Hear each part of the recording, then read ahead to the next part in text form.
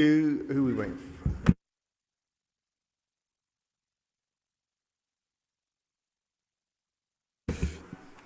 Okay, so welcome to Cabinet members, members of the public and councillors who are here as well. As usual, the agenda, papers and the public forum submissions are available on the council's website. If I can draw your attention to the emergency evacuation procedure, which should be on the screen, but the screen doesn't seem to be on. So I guess we need to get that up. I think we have to have that up at some point. So essentially, the fire exits are lit up, and if you go out through the back door, make your way to the front foyer onto the slope, and I think the gathering point is down the ramp outside the cathedral.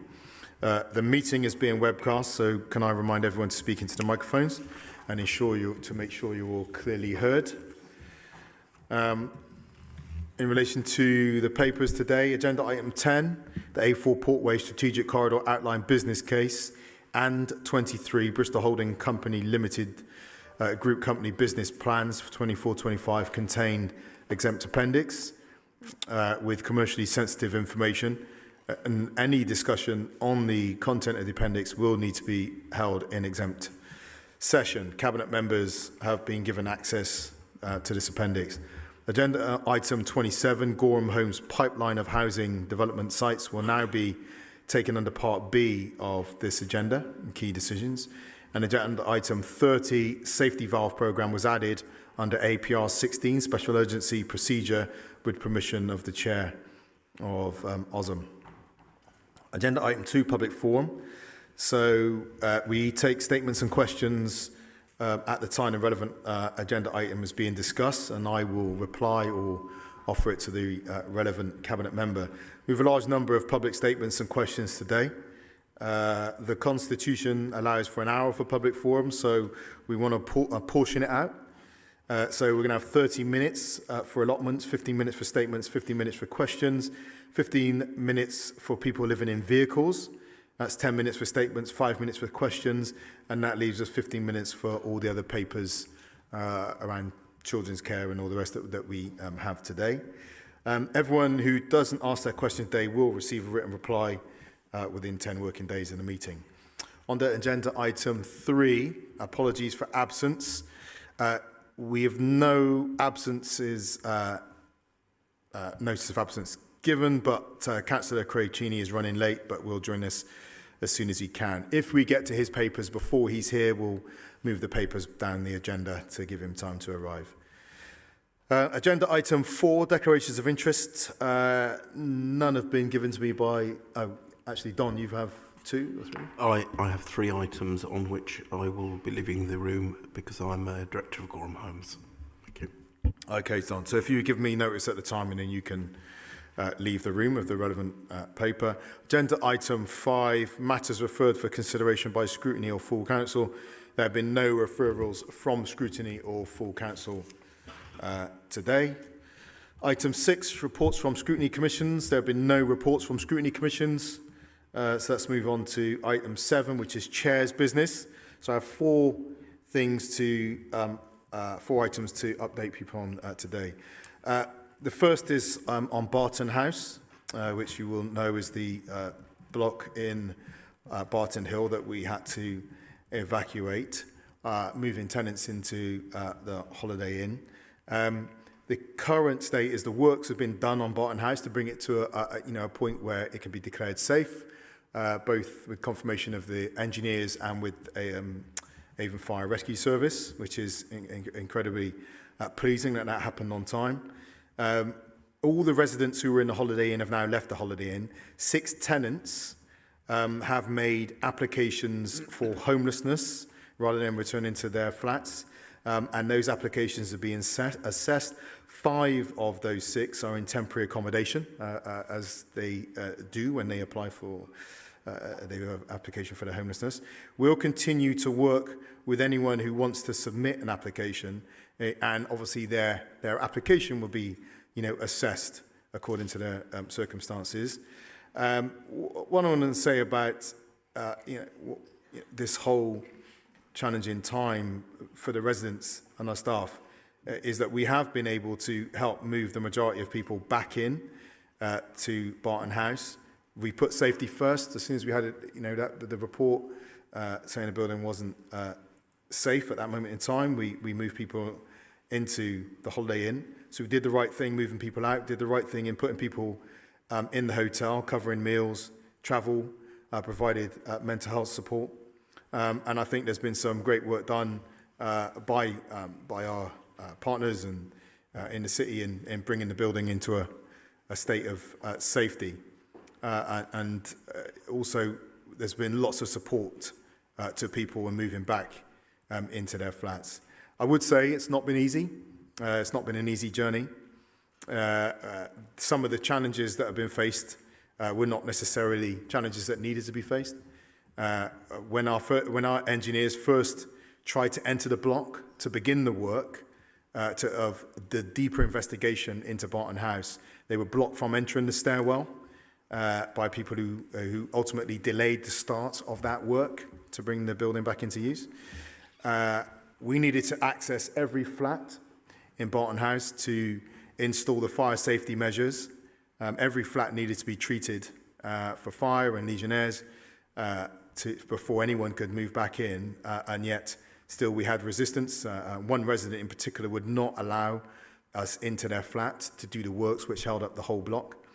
And then ultimately, quite sadly, one of the measures we had to undertake on Barton House to make it safe was to install fire alarms. And what we found was that the fire alarms were actually stolen. Someone was arrested, the thief was arrested and the thief was caught. But it's quite remarkable that in a building like that, when we're putting those safety measures in place, not just for those people returning, but for those people who, against our advice, had decided to stay in Barton House, that someone went and actually stole the fire alarms. They were, as I said, they were subsequently caught, and the police took appropriate action. Along with this, we've been concerned about a fair degree of alarm caused to residents, many of whom have been vulnerable with the circulation of misinformation just about the state of the building and the nature of the work we've done. And two things I'd add to that. One is I received, it was really saddened to have to read a letter that was sent by the Bristol Muslim Strategic Leaders Group to Acorn, saying that a number of residents had reported feeling harassed and bullied by their activists. So that was, it's unfortunate that the Bristol Muslim Strategic Leaders Group had to write to that organisation in an effort to relieve some of the pressure that was being applied to residents in the flats. And I was also incredibly concerned that the Green Group co-signed a letter with Acorn about reallocating housing or prioritising housing, which showed absolutely no understanding of the scarcity of our housing stock and the pressures of the housing waiting list. And asking us to prioritise people cannot be done without deprioritising others. So it has to be a citywide fair system for everyone in Bristol to maintain its legitimacy. And for political leaders to sign up to that is poor form. Onto the Household Support Fund, there's been some concerns raised on the national news as well, about tomorrow's budget announcements, which may have significant implications for Bristol. So we, ahead of this spring budget, have joined more than 170 other councils to call on the Chancellor to extend an essential scheme to help protect vulnerable households across the country before it expires at the end of this month. So this is being coordinated by the Local Government Association, which is the cross-party organisation, and its open letter calls on the government to urgently extend the Household Support Fund, which provided £820 million in government funding for local welfare support over the past year. We want it extended for at least another year. In Bristol, we're talking about support for free school meals during the holidays, food activity packs for free school meals children, local crisis prevention fund, discretionary housing payments, care leavers and foster children's payments, and additional support for pensioners in receipt of the council tax reduction scheme for those in the city with no recourse to public funds, Bristol Age UK, older people. There's a whole range of areas in which we have made use of this fund that if it doesn't extend, if it doesn't get that extension, will be impacted over this next year. And at this moment in time, that's not something that we can countenance. The third item I'll share actually is that last week we passed our budget. There's a whole number of things could be said about that, but let's not don't underestimate the significance of us passing 8th balanced budget. The context in which that budget was passed is real. And it's this, and this was a report from Local Government Information Unit. 90% of residents nationwide will pay more in council tax and fees, and nearly 70% will see reduced services. More than half of senior council leaders warn their councils are likely to go bust during the next parliament. And there was a report I read today said that 1 in 10 councils are very serious about the threat of going bust in the next year alone. 9 in 10 plan to increase fees in areas such as parking and environmental waste. At the same proportion plan to raise council tax, with 1/5 continuing to sell publicly owned assets. The LGIU Chief Executive, Jonathan Carl West, said that their report into local government finance for the first time demonstrates how widespread council's desperate funding situation is. That there is a structural funding issue is now impossible to deny. So the context for bringing forward a balanced budget against that, when even today on the national news we've heard about Birmingham and Nottingham facing major financial challenges after their 114s, filing 114s is really relevant, with actually with the Birmingham's council tax going up 21%. But on that as well as the context, I want to talk about how we handled it here. So I do want to thank the councillors and the parties who entered into negotiations to get us a balanced budget. And really it was a test of the Chamber's ability to work together. We presented a budget. The amendments were put forward. I sat back, allowed all the councillors to debate amongst themselves, didn't make any comment on how they would handle a budget with their amendments, accepted or not. Amendments were taken on. The budget failed at first time. No agreement could be reached. So I just said, well, I'll bring back whatever budget you will work out for next time. A budget was brought back next time. I will say, and I won't name them, but one of the groups refused to participate in the whole budget process, didn't put any amendments in, but then subsequently voted against the budget, which is remarkable. So one of the first tests of the ability of the Chamber to work together on an issue of huge significance. One of the groups that has been most vocal in collaborative working just refused to participate in the discussions of the council's budget and then voted against that budget, which, if we don't pass a balanced budget, we end up in all sorts of financial and legal problems as an authority. And it has massive consequences, not just for the council, but for our wider city partners as well. So that's something that needs to be worked on if the collaborative future that we've been promised is going to come about. And finally, I would say, just add that the Colston statue will go on display from the 15th of March at the M Shed. Lots of work gone into that. Thank you to the History Commission and all those people who contributed to the consultation around how best we display what we do with the statue and how best we tell that story within Bristol. Okay, so let's go on to agenda item 8 now, and we're going to start with you, Don, and the Local Electric Vehicle Infrastructure Fund bid.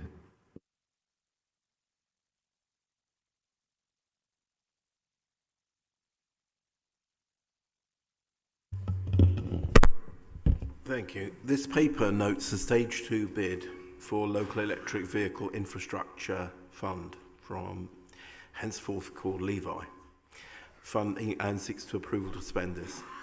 Transport accounts for around 34% of Bristol's carbon footprint, and 17% of this is from driving. As part of our commitment to improving our air quality, we're continuing to support behaviour change towards sustainable transport options and drive the increase of electric vehicle uptake. Through the expansion of Bristol's electric vehicle charge point network, we're addressing one of the main challenges facing the uptake of electric vehicles. Our approach has been finding the right charger for the right location, including on-street chargers, chargers in community hubs and car parks, and rapid chargers. Through City Leap, which has given us an advantage in having a private sector partner in place already, we're able to accelerate the rollout of charge points under LEVI and bring in additional investment to match the government's capital grant. A public site suggestion tool is being developed by WECA as part of the LEVI project to enable sites to be recommended by the public. This is due to be released shortly. This administration is working hard to improve our air quality, provide reliable, sustainable transport options, and push towards Bristol's ambition to be carbon neutral and climate resilient by 2030. Thank you. Thanks very much, Don. So on this report, we've received no public forum statements, but we have had two forum questions submitted. The two questions from Councillor James Crawford. Is Councillor Crawford here? No. Okay. Well, that's it then. Can I offer up to any Cabinet members before I come back, Kai? Yeah, thanks, Tom, for bringing this paper forward. Oh, sorry, bit of interference there. Just to say, I'm in the paper we moved last month in relation to 188 new charge points. Got tremendous amount of interest from the public. I've received many emails from people suggesting potential locations, so it's good to see that this tool will be sort of developed so people can go onto the Travel West website, I think, isn't it, and suggest locations. And obviously EVs are not the only answer. They're an important part of the solution, but obviously improving and decarbonising public transport options, improving the options around buses and mass transit are also an important part in terms of meeting the net zero ambition as well, which I think is often missed. I think many people think you just switch what you've got now to an electric and the problem's solved, but we also need to improve those public transport options as well. Thanks, Guy. And I just add too, it's a key part of our transition. They're not the whole answer, but having the infrastructure in place is incredibly important. And importantly, not just having a strategy, but beginning to raise finance to make it real as well. But Don, let me hand back to you now for your final words and to take the decision which I support and which will be displayed on the screen. Thank you. In terms of the decision to be made today, I approve the recommendations as set out in the report. Thank you. Related to this now, Kai, we're coming to you for agenda item 9, City Leap Power Purchase Agreement. Yeah, thanks, Marvin. And obviously, it's around a year now that City Leap's been going, just over a year now. We've obviously had a year of the first business plan, and then last week we had the refreshed new business plan launched, and the amount of investment that we should see over the next 5 years is now looking like £771 million of investment going into the city across a number of different projects.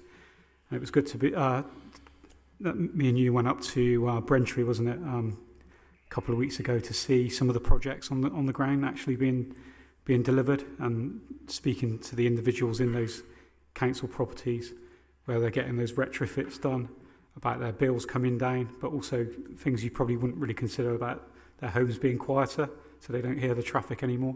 So lots of benefits. But this particular paper deals with and seeks to establish a power purchase agreement to enable the council to purchase electricity from renewable energy systems funded by Bristol City Leap and other local renewable energy systems. So community energy groups could be potentially part of this. Bristol City Leap's proposal for new renewable energy systems will be both large-scale grid connected, including wind turbines and solar farms, and building integrated systems using solar on schools, HRA housing blocks and other council buildings. This agreement will support the council's carbon neutral targets by reducing our corporate carbon footprint. Such work will benefit the city significantly, supporting economic resilience and local supply chain growth and job creation, as well as a green recovery in response to the economic impacts of COVID-19. It will support us to decarbonise the city, support the recovery of nature, and lead a just transition to a low carbon future. Thank you. Thanks very much, Kai. We've had no public forum statement on this, which it would have been nice to have had certainly something from councillors in the context of climate emergency, particularly this is the scale and the significance of City Leap. But nonetheless, any cabinet members wish to comment? Marley. Yeah, thanks, Marvin, and thank you, Kai, for bringing this forward. I think, this is the centrepiece of what we're doing in Bristol to decarbonise the council and the city. Linking back to what you were saying previously, Marvin, about the budget challenges councils across the country are facing. In the context of that, to be bringing forward this scale of investment into decarbonisation is huge. What was the figure? 771 million?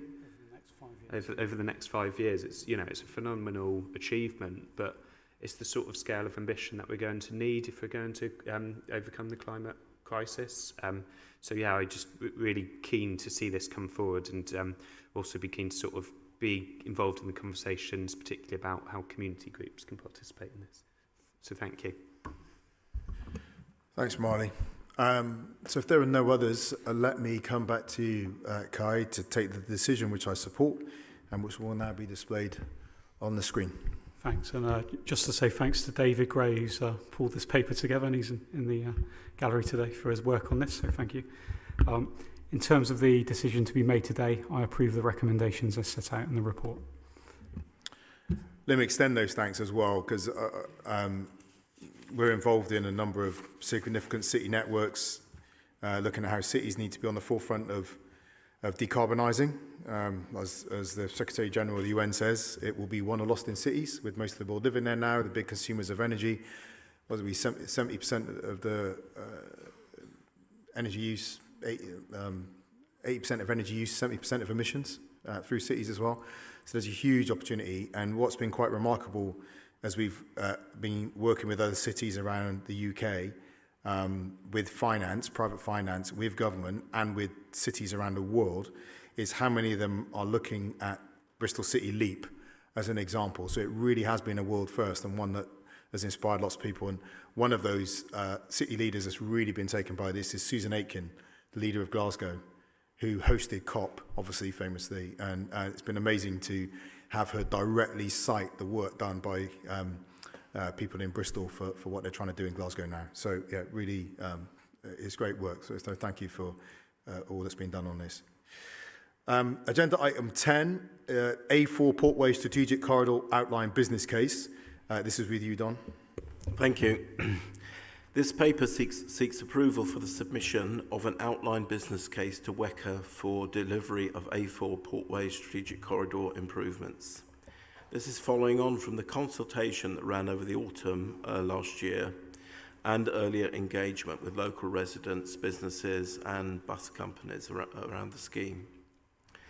We're developing some really important infrastructure improvements on key corridors around the city, mainly funded, as this is, by the CRSTS money.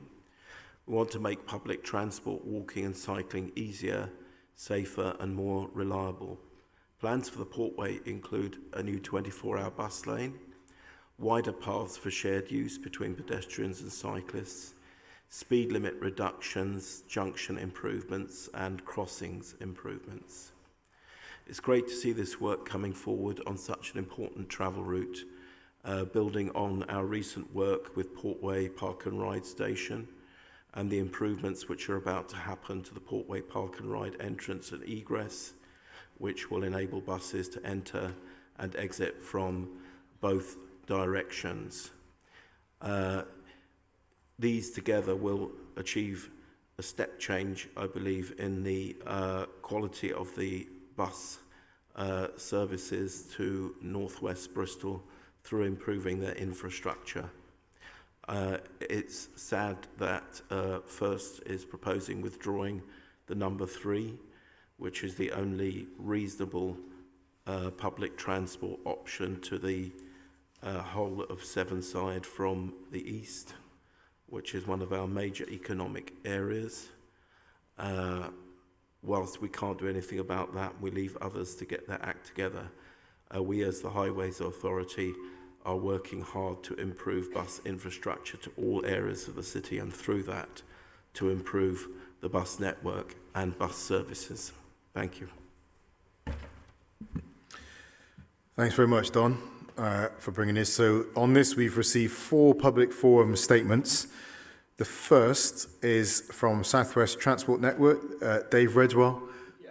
Dave, and you have a minute, Dave. Tim's keeping time. Very brief, yeah, just to say, well, I agree with Don, really. I think the ghost in the room is WECA, and the issue is around it's their legal responsibility to sign up bus service agreements through the Bus Service Improvement Plan.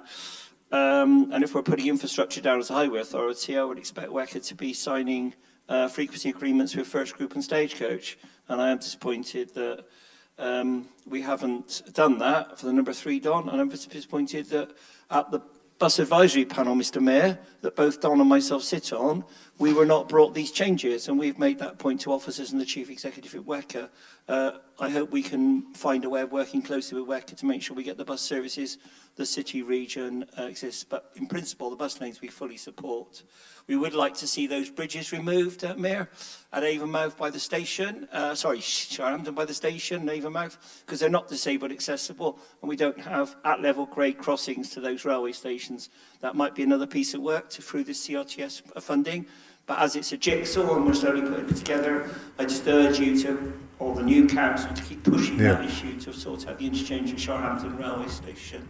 Thanks. Thank you. Thanks, Dave. And as ever, we thank you for your contribution, and insightful. I think, there is something about the way we get things done as a city region. And one of our challenges as Bristol is to be the only city in quite a rural part of the world, and making sure that the interests of a dense city are really understood and respected within the combined authority that is so rurally characterised by so much rurality is one of the challenges that we face.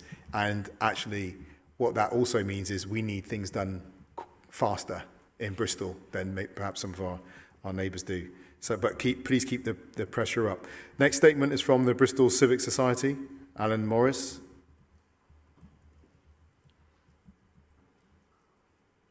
No. Okay. Bristol Cycling Campaign, Nicholas Davis. No, okay. Bristol Walking Alliance, Alan Morris, obviously not here. Okay, turning to questions, we're back to you, Dave. You have 2 questions from the Southwest Transport Network and Rail Future, Sevenside. Would you like to ask your first question, Dave? My first question, I think, was, if I can't see it, but I think my first question was about frequency, really, and was about what legal agreement we had in place with the West of England Mail Combined Authority, as Transport Authority, and First Bus and Stagecoach and others, to actually make sure, as we put down as Highway Authority, the bus infrastructure, which I welcome, but we should have a legal agreement which actually buys us frequency as part of that £11 million of bus service improvement plan money. And I'm not sure we've got that legal agreement. So my question is that actually being worked through with WECA as part of the enhanced partnership? I think that's a governance question. As a combined authority, if you're working on infrastructure, you're working on capital projects, and you're also in charge of public transport, those should be integrated plans and integrated functions, shouldn't they? So that there are synergies and that one supplements the other. I don't always see that happening, but there we are. Thank you for pointing it out. I suppose my supplement to that would be to the Mayor, asking the Mayor in his final WECA meeting whether he can bring this to the attention again of the need to work on the bus service improvement plan alongside the infrastructure. I think, Dave, though, that we will. It'd be good to get your input to a kind of a Bristol must get from the combined authority list, as it were, continue to do list. Mass transit would be one of those things, right? We need a segregated solution for a dense city. What we're doing on housing delivery and certainly on bus connectivity and economic inclusion, all the regeneration we've got going on, the WEC have the skills brief, and we're equipping people with the skills they need to take advantage of the jobs that are going to be coming through from Temple Island, Arena, Western Gateway, Temple Quarter, all that regeneration. So we'll take your point and we'll add that to the list. And of course, I'll see you there as well, so you can make that point in that final WECA for myself anyway.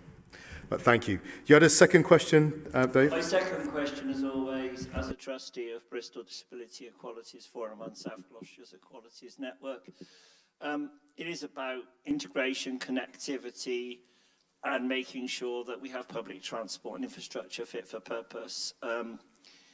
And we've done a lot of work here at Portway Park and Rides, fully accessible. But we've still got these two bridges, and I would be very grateful if there's a way we can actually knock them down, take them away. There's something out of the 1970s, and they're not accessible to disabled people to access, have a step-free entrance to either Portway Park and Ride station and interchange, or to that matter Sharhampton railway station. And they're a barrier, and myself, I have to be pushed across the road through moving traffic on a trunk road to the southwest of England.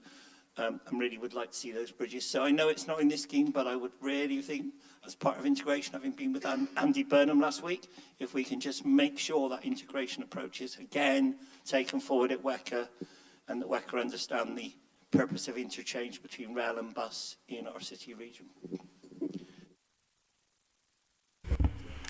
Yes, I mean, I agree. Those bridges, I think I had one of them swept last week because they get leaves all over them, so they're actually quite dangerous. I think in terms of finance, they didn't make it quite through. We would have had to lose other elements of this. The important thing is obviously to have the crossings more than to have the bridges taken away, although I'd love to see the bridges taken away. But we won't forget about them, and they are one of many, many shovel-ready projects with tremendous outcomes that Bristol has and is ready to present to WECA any day they want.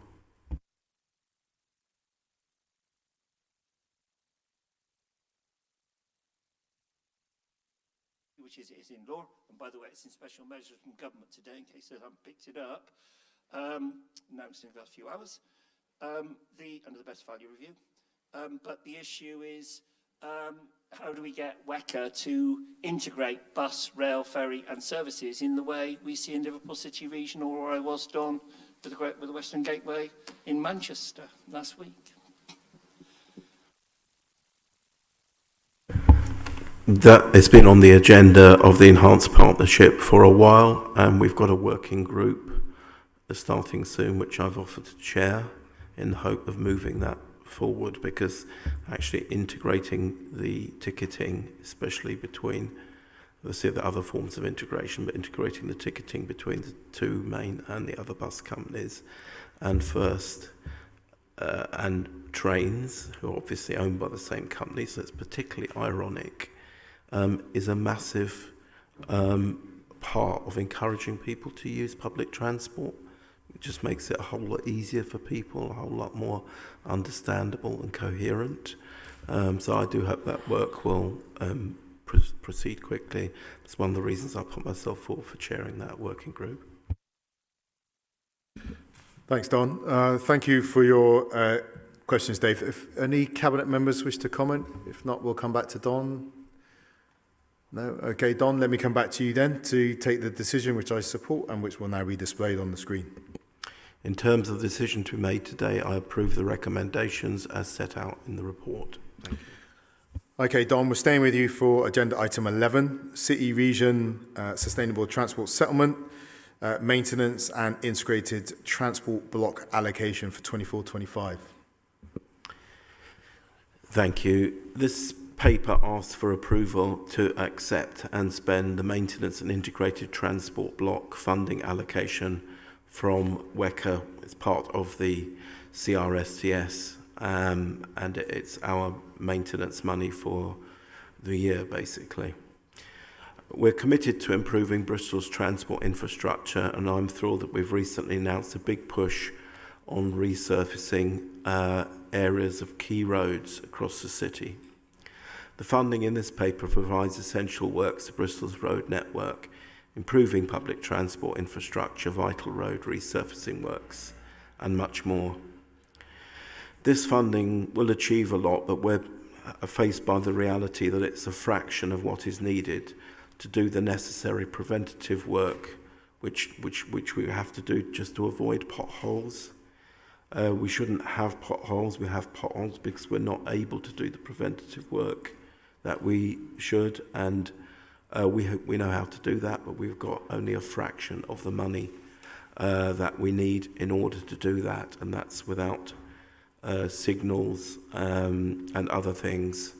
Our bill each year for electricity for lights is for lighting is £3.5 million. That obviously take that, and gritting winter road treatment takes a lot of our money. Doesn't leave a lot for what people would consider to be road maintenance at all. I visited a warehouse in Avonmouth the other night where we are the base for our LED lighting replacement for the city. We're now ahead of schedule on that programme, so we have 9,000 lanterns in the warehouse, which is the last third of that, plus a lot of the heritage and historic ones, which are a little bit more complex to fit. That will reduce our electricity bill massively, which is good for our finances and also good for the environment because it reduces our carbon footprint massively. So when we repair roads with the little money that we've got, we do use a really comprehensive evidence base. We have cars that go around and take a lot of photos of the road surface. We also have operatives who go around and check it. So we do have a good idea of our road surfaces and their condition. We also pick up 25% of our faults through Fix My Street, and I do encourage residents to continue using that because it's very valuable to us. But at the end of the day, we don't have the money that we need to do all that we should, and that's true of every local authority in this country. Thank you. Thanks very much, Don. So we've received one public forum statement on this item, but no questions. And the statement's from Ian Becky. No? Okay. Okay, so nothing from the public. No councillors. Any cabinet members wish to comment on this? Just about maintenance of our transport infrastructure. Doesn't sound very glamorous, but it's obviously essential. Don, let me hand back to you now to take the decision which I support and which will now be displayed on the screen. Thank you. In terms of the decision to be made today, I approve the recommendations as set out in the report. Thank you, Don. So, Tom, we're coming to you now for agenda item 12, Bristol Street Outreach Contract Extension. Thank you. As part of the work in the city to reduce rough sleeping and help more people move off the streets, Bristol City Council has funded an outreach service for the last 20 years. This service works alongside several other services that are designed to prevent and relieve rough sleeping that are funded through the Rough Sleeping Initiative from the Department for Levelling Up Housing and Communities. The main service that we do this through is the Bristol Street Outreach Service, who engage with people on the streets and work with people to link them into support services and to move into accommodation. The service also manages a multi-agency hub for services that prevent and relieve rough sleeping, coordinates access to 47 supported outreach access beds, coordinates the Bristol Severe Weather Emergency Protocol to prevent loss of life, coordinates bi-monthly and annual rough sleep accounts in the city, provides monthly data for returns to DLUC, and takes a lead in ensuring all services for people who are rough sleeping work coherently and effectively, because it's really about that wider join-up that we need to see. The levels of people sleeping rough in the city have increased markedly since 2013 because of the impact of austerity, the cost of living crisis and the lack of affordable accommodation in the city. Last year, 912 people slept rough, a rise of 28% from the year before. An average monthly counts are up 26%, and there has been a recent increase of people who are new to the streets, despite the work and resource that have been put into preventing and relieving rough sleeping. The service itself has good outcomes and plays an integral operational role in connecting people with different services, including the specialist services to address needs around mental health, benefits, substance use, physical health, offending and domestic violence. In addition, we have a service manager that plays an important strategic role in the leadership of sector-wide approaches to reduce rough sleeping in the city. The contract for the Bristol Street Outreach Service was awarded for 3 years originally and ends in September this year, and there was an option to extend the contract for 2 further periods of 2 years. This report is proposing to take up the permitted extension 2 years from October the 1st of this year and to gain approval for a further permitted 2-year extension subject to service review. I commend the report to Cabinet. Thank you. Thank you very much for that, Tom. Obviously, housing, the crisis of our city in many ways. No public forum statement, nothing from councillors on this item. Any Cabinet members wish to comment before I hand back to you, Tom? To take the decision, which I support and which will now be displayed on the screen. In terms of the decision to be made today, I approve the recommendations as set out in the report. Thank you, Tom. Staying with you for agenda item 13, accelerating the transformation of temporary accommodation. Thank you. Temporary accommodation is a huge financial challenge for councils across the country. The Local Government Association says that the number of households living in temporary accommodation has risen by 89% over the past decade to 104,000 households nationally at the end of March 23. This is the highest set of figures since records began in 1998, costing councils at least £1.74 billion in 2022-23. But there's also a massive toll for every individual and family that we have to place in temporary accommodation. The disruption, the uncertainty, and just the impact on people's lives. The severe shortage of social housing means councils are being forced to pay to house people in private temporary accommodation, including hotels and B&Bs, while they wait for a permanent home. Some of the organisations making this provision available charge rates that mean there is significant subsidy loss to the council, with 2 companies being responsible for in the region of £7 million of this in the last financial year. Earlier this year, I attended an emergency summit on the temporary accommodation crisis, which saw councils from across the country tell the same story, fuelled by the housing crisis, the cost of living crisis, and the failure of national government to deliver on renters reform, which would give people the protection so desperately needed. Because after all, a safe, secure and warm home should be seen as a right and not a commodity to extract the highest price from. The focus of this particular paper is to try and take another innovative approach and looks at bringing forward the establishment of a new council-owned housing company to help address these challenges. If the council establishes its own registered provider and directs its activity towards addressing the subsidy loss issue incurred by placing households in private sector temporary accommodation, the levels of potential savings will be substantial. A programme of temporary social housing commissioning that replaces the spot and block purchase arrangements we currently have in place could save the council up to £12.2 million a year in subsidy loss, although would incur £2.6 million in support costs, leaving you with a potential net saving of £9.6 million a year. The provision of new exempt rent-supported housing for clients with a care requirement via the development of adapted, accessible and specialist housing will also generate significant savings for the council. There are over 400 adult social care citizens living in residential care settings who could be better accommodated in supported housing. For example, the council currently supports the cost of accommodating 16 young adults in the Preparing for Adult Transitions cohort. Saving around £935,000 would be made if these young people lived in a supported housing setting. Accommodating care leavers in supported housing placement instead of external supported accommodation could save the council on average £1,500 per person per week. So there are significant savings to be made, and it's also going to be a huge improvement to those people's lives if we can pull this together. A council-owned registered provider would deliver significant financial benefits to the council. Households who are homeless and living in supported housing will benefit directly from the support to recover from homelessness and move into permanent housing. People living in specialist supported housing will benefit from having an independent home with targeted personal care and support. A new council-owned registered provider will have the potential capacity to deliver more than just that specialist supported housing I've talked about so far too. There'll be opportunity to deliver a wider range of tenures and affordable housing products, for example, rent to buy, homes that address the needs of the city's key workers, and generally intervening to improve affordability in the private rented sector, of which we've set out those challenges in a report produced by the Living Rent Commission. and this will complement the council homes delivered by the HRA and the social housing that's being delivered by the council's partner RPs. Ultimately, the solution is for more genuinely affordable homes to be built so that everyone has a decent, safe and secure affordable home. I commend this report to Cabinet. Thank you so much, Tom, for bringing this paper forward. And again, it is about the justice of housing, or the injustice of housing insecurity, in our city, in our country. But it's also about the contribution this can make to the stability of the sustainability of our own financial situation as well. Poverty and injustice does cost us money, and we can take action on both fronts there.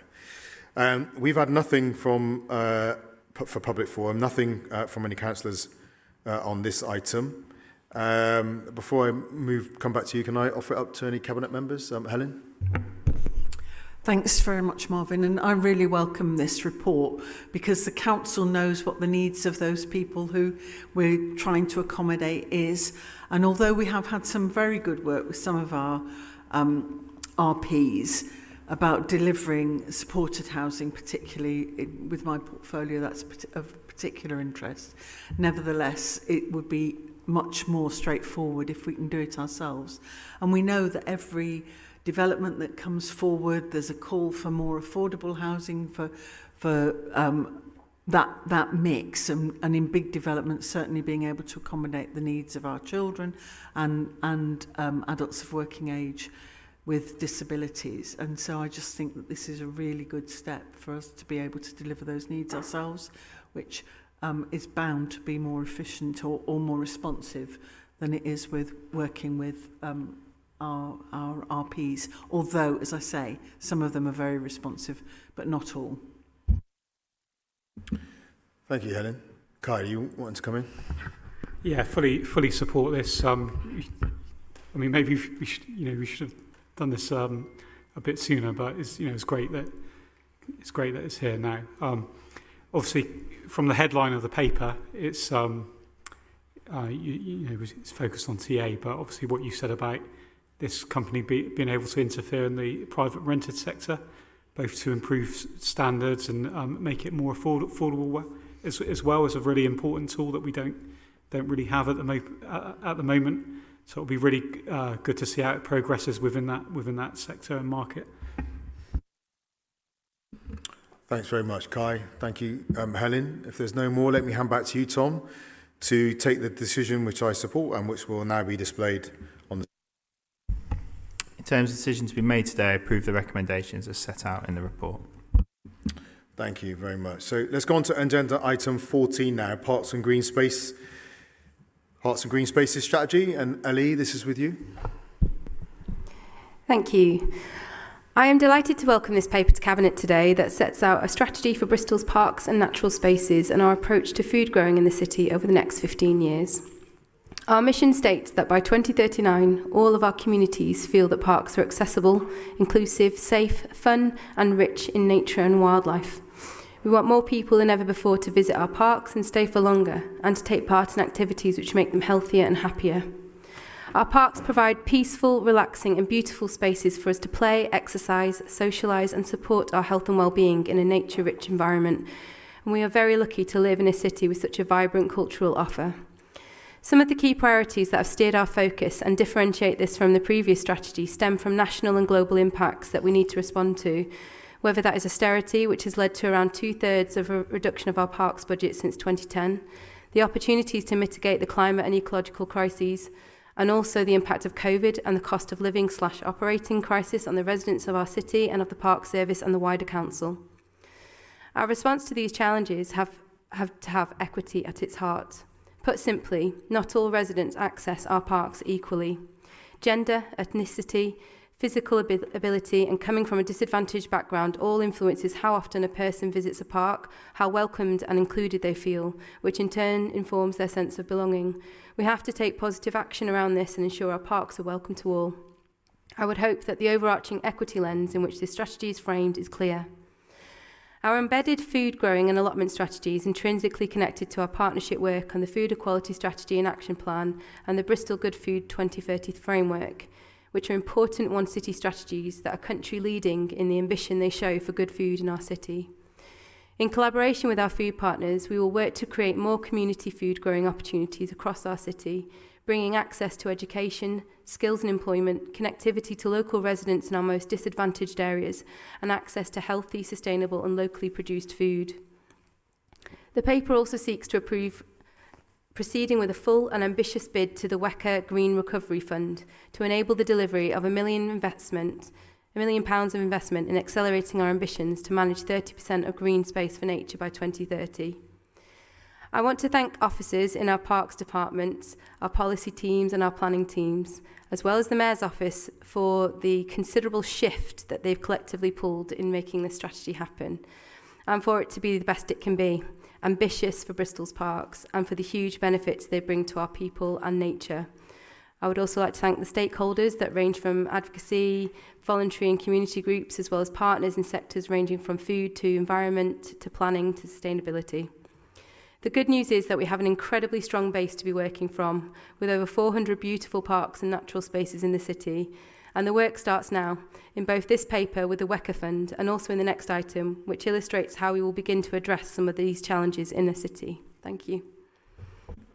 Thanks very much, Ellie, and for all your work on this. So we have public forum statements and questions on this. We have 2 public forum statements.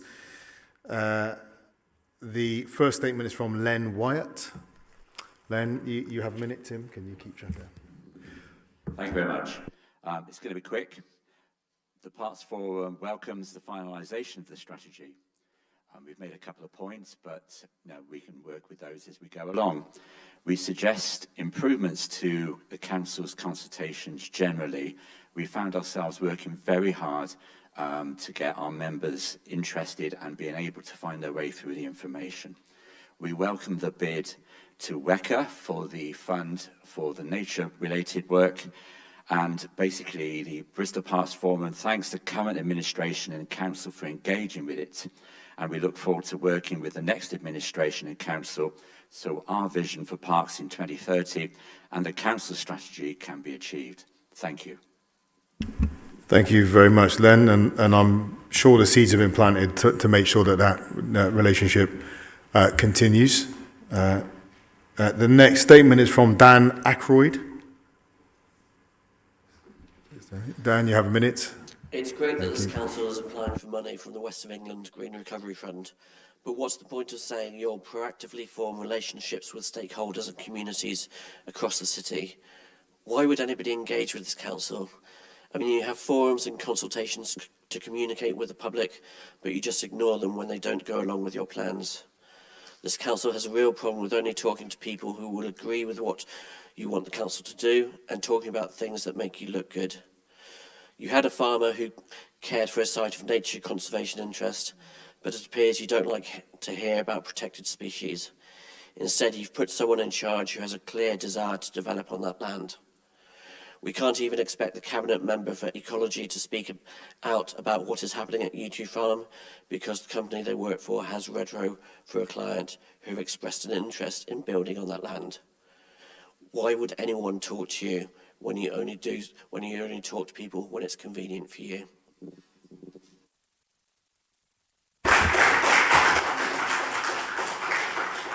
Yeah, thanks very much for your statement, Dan.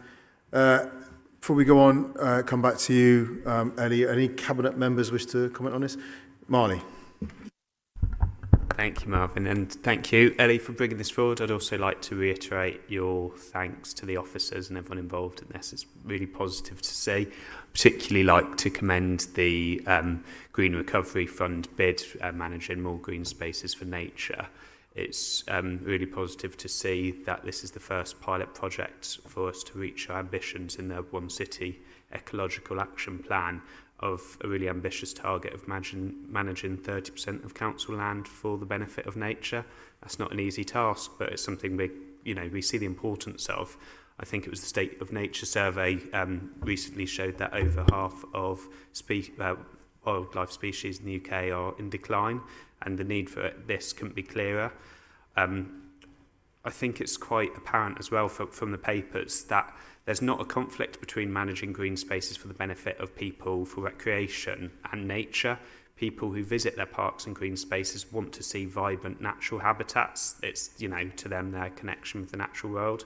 So it's really positive to see how we're going to support wildlife, grow habitat creation in these parks and green spaces. So I'll just completely commend the report that's been brought forward today. Thanks very much, Marley. Okay, so if there aren't any more Cabinet comments, let me hand back to you, Ali, to make the decision which I support and will now be displayed on the screen. But just thanks for your leadership on this. These are a real city asset. We know it's one of the reasons so many people are migrating to Bristol, adding to our population pressure that we have to house. But they're a real city asset. We don't maintain them as an asset simply by having a statement. It takes very real financial discussions for the staff that need to maintain it and everything, which actually adds cost pressure to us as a council because we do have so much green space compared to other cities and core cities in particular. So safeguarding the service, the expertise and the finance is absolutely essential. So let me hand back to you now, Ellie, to take the decision which I support and which will be displayed on the screen. Thank you. Thanks for the comments. In terms of the decision to be made today, I approve the recommendations as set out in the report. And picking up on that point about finance, agenda item 15, investment in parks. And this is still with you, Ellie. Thanks.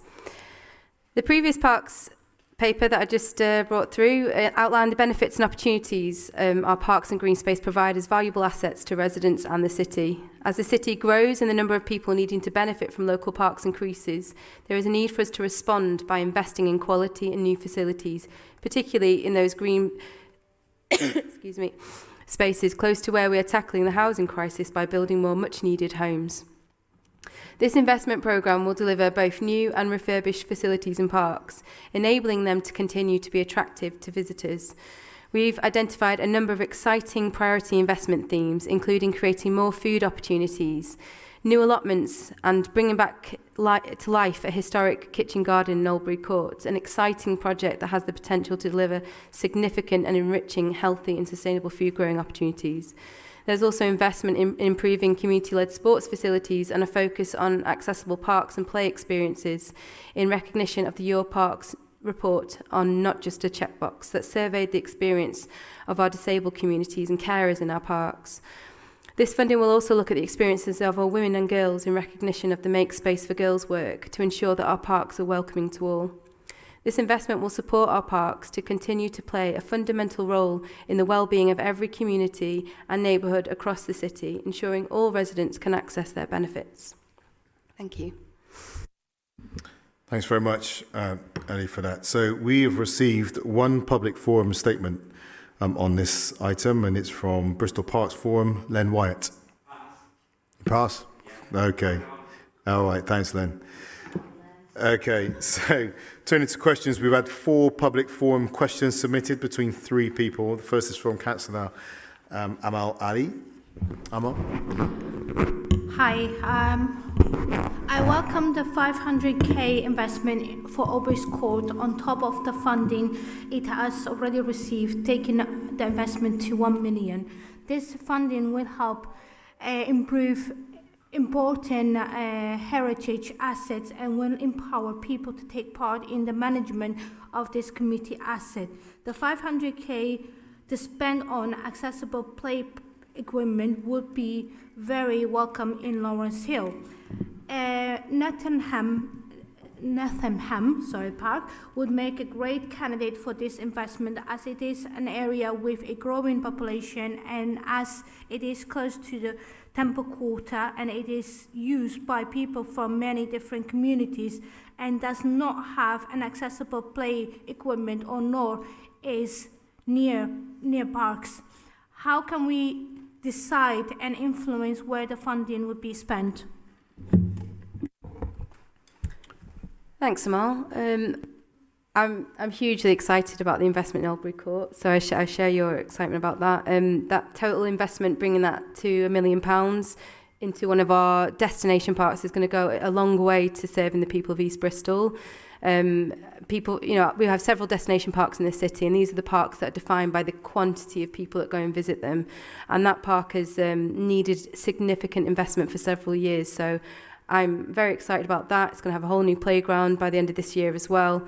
But this new heritage kitchen garden, I don't know if anyone's seen it, but it's overgrown, dilapidated, completely misused at the moment, and that's going to bring community-led food growing into the ward and help regenerate that entire park. So I'm really excited about that. The Park Service will begin a process of learning and engagement in after this paper to identify candidate projects. They're going to start by speaking to our disability support organisations, such as WorkWell, a lot of our community organisations that have a vested interest in what this paper wants to deliver. We'll quickly assess what we've already got in play areas that are eligible for SIL spending to understand where the need is the most. And then, of course, there will be opportunity for conversations with members, as there has been in the investment paper that we brought through last year. And then community groups in wards where there's areas of housing growth to begin to identify need at a local level. To meet the purpose of strategic SIL, we're looking for projects where there's a significant impact and benefit that can be realised. So we want transformational projects rather than small improvements which perhaps would not qualify. We very much welcome working with members and communities to combine decisions on devolved SIL with strategic SIL as well, to help improve the opportunities even more so, and to expand the project scope, impact and benefits. Did you have a supplementary, Amal? I do, yes.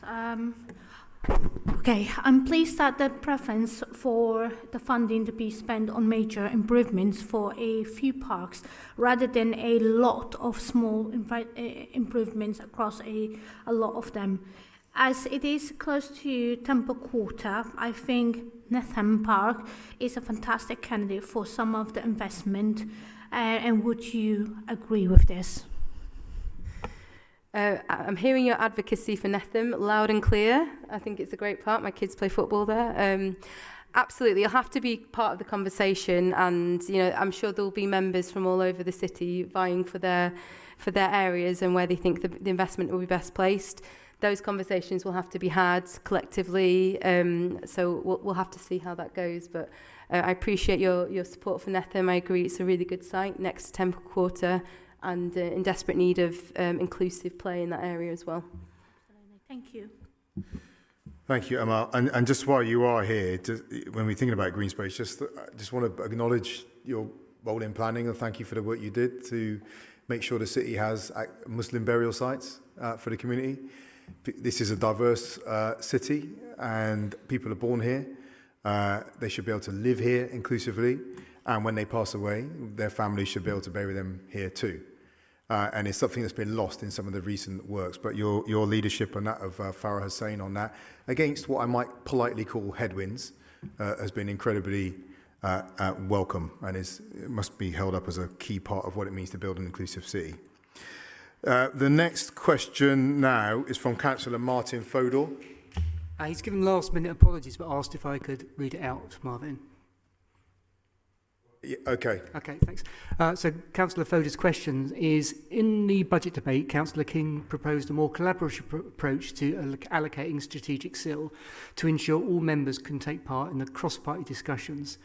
Given that all members voted unanimously in full council last February for Councillor Fodor's budget amendment, which created this £2 million SIL, why has it been drawn up with no cross-party discussion? Can I just come in here, just an internal contradiction? I have this, and I say this incredibly gently. The question points to the need for collaborative work. It points to the fact that that amendment was accepted last year by full council, and we voted for it, but then you didn't support the budget.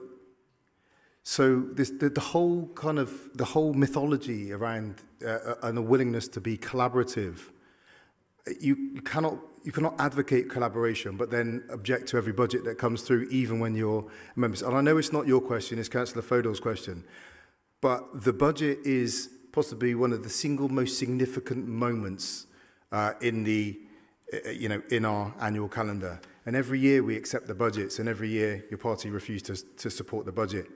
And that's not a collaborative approach to city leadership, particularly when your amendments are being taken into the budget. But Ellie, please ask your questions and I'll allow you to come back after that. You've made a point that I was also going to say. I also think it's interesting that it's Fodor's amendment, not the Green Party amendment. That's an interesting perspective. But, last week we had the Green Party leader complaining that none of the amendments from previous budgets have been brought forward. And now this paper clearly demonstrates how untrue that is. So it's disappointing that we can't be more welcoming of this. And I did meet with Councillor Fodor, actually, to discuss the investment in the watershed over a coffee. And we agreed on many of the priorities. So I take umbrage with that. But yes, I ultimately don't think you get to take ownership of investment approved if it sits within a budget that you've voted down. If you choose to opt out of the process, as we saw again last week, then you leave leadership to the rest of us. There will be, of course, opportunities for people to get involved, though, like I just said to Councillor Ali, and that's why deliberately 900,000 of it are projects that have not been identified, and that was deliberate. I've got no wish to decide where every single penny is spent in this council, and that's because it's more important to me that not only members get involved, but our community groups with that lived experience and lived expertise of what they're dealing with. If we want to improve our parks for disabled children, for disabled communities, for girls, for our minoritized communities in the city, then we need to work with those groups. Those are the voices that I'm keen to have brought into those conversations. But yeah, that will be an important, essential part of the engagement work that will begin once this paper's taken through Cabinet. Did you have a supplementary? Not supplementary, Marvin, but just I think one of the reasons around the budget was this is an amendment that didn't quite play out how it was proposed, and certainly the second amendment around low traffic neighbourhoods, second one of those didn't roll out, so that was some of the reasons the Green Group were less. I don't know. I mean, I just think it's asking everyone to collaborate, and then when the opportunity comes to collaborate, your party withdraws from the whole budgetary process and refuses to put any amendments in. That's in contrast to previous budgets in which I guess is part of the challenge. Because I know last year it was a challenge that you put the amendments in, they were accepted, and then people were saying, well, if you had your amendments accepted, why did you still refuse to support the budget? So this year, no amendments came forward. So I guess in some sense makes it feel easier not to support the budget. But clearly, and I won't quote Mark Weston every time, clearly when you've had months to engage in the process, then to turn up on a day say we haven't had the chance to engage and we're going to oppose the budget anyway, is a bit of a challenge to this whole mythology around the collaboration been advancing. But let's pick this up outside because you've got plenty of time to pull that. Okay. So the next two questions are from Councillor Gary Hopkins. Would you like to ask your first question, Councillor Hopkins? Your microphone, Councillor Hopkins.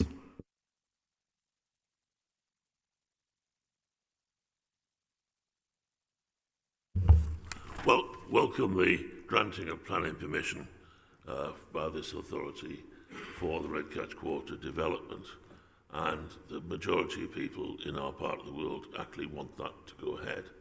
Despite that, there's been a potential legal challenge put in by a resident which has held things up, and I wanted to check, as we've been told, that investment for strategic sill in parks is dependent on it being a growth area, which is temporarily halted, whether Red Catch Park at the moment qualifies to apply for strategic sill.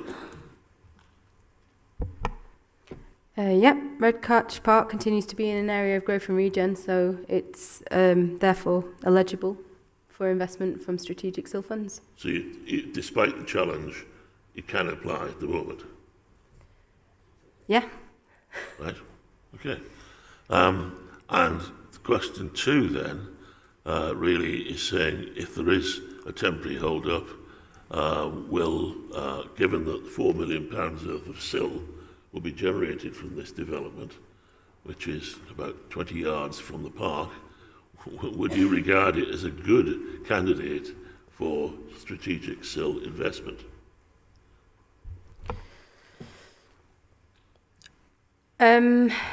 Broadwalk is the only substantial source of investment in Knowle.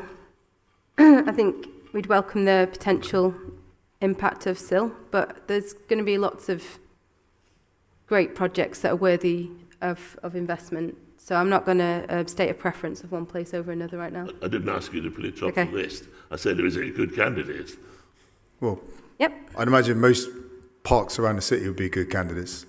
And most councillors would advocate that their park is the best candidate. That's why we need a citywide fair system to judge between the two with finite resources. That's the way. So we're not going to, we can't prejudice the decisions, on that. On that, I put it's just supplementary? Well, yes, if you like. I put in a first tranche of petition calling for investment in Redcatch Park last full council. I haven't had a reply to that yet. Could that be looked at, please?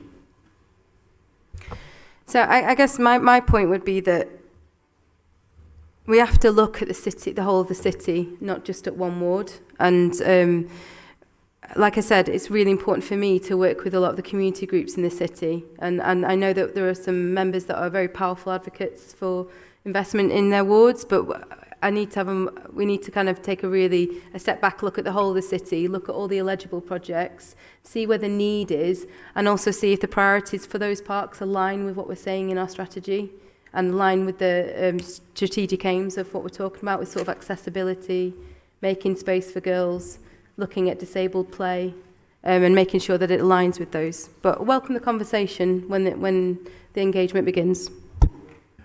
I mean, and as it falls out, there'll be a committee of councillors working amongst themselves to decide on how the process will work and where the money will go. So, that it'll be in your hands. Okay. So let me ask if any cabinet members want to come in. Helen. Thanks, Marvin. And just very briefly, I just wanted to reiterate the point that SIL decisions for the last many years have been made by area committees and before that neighbourhood partnerships. So those are cross-party committees by the very nature, because they're made up of the members of the wards in those partnerships or in those area committees.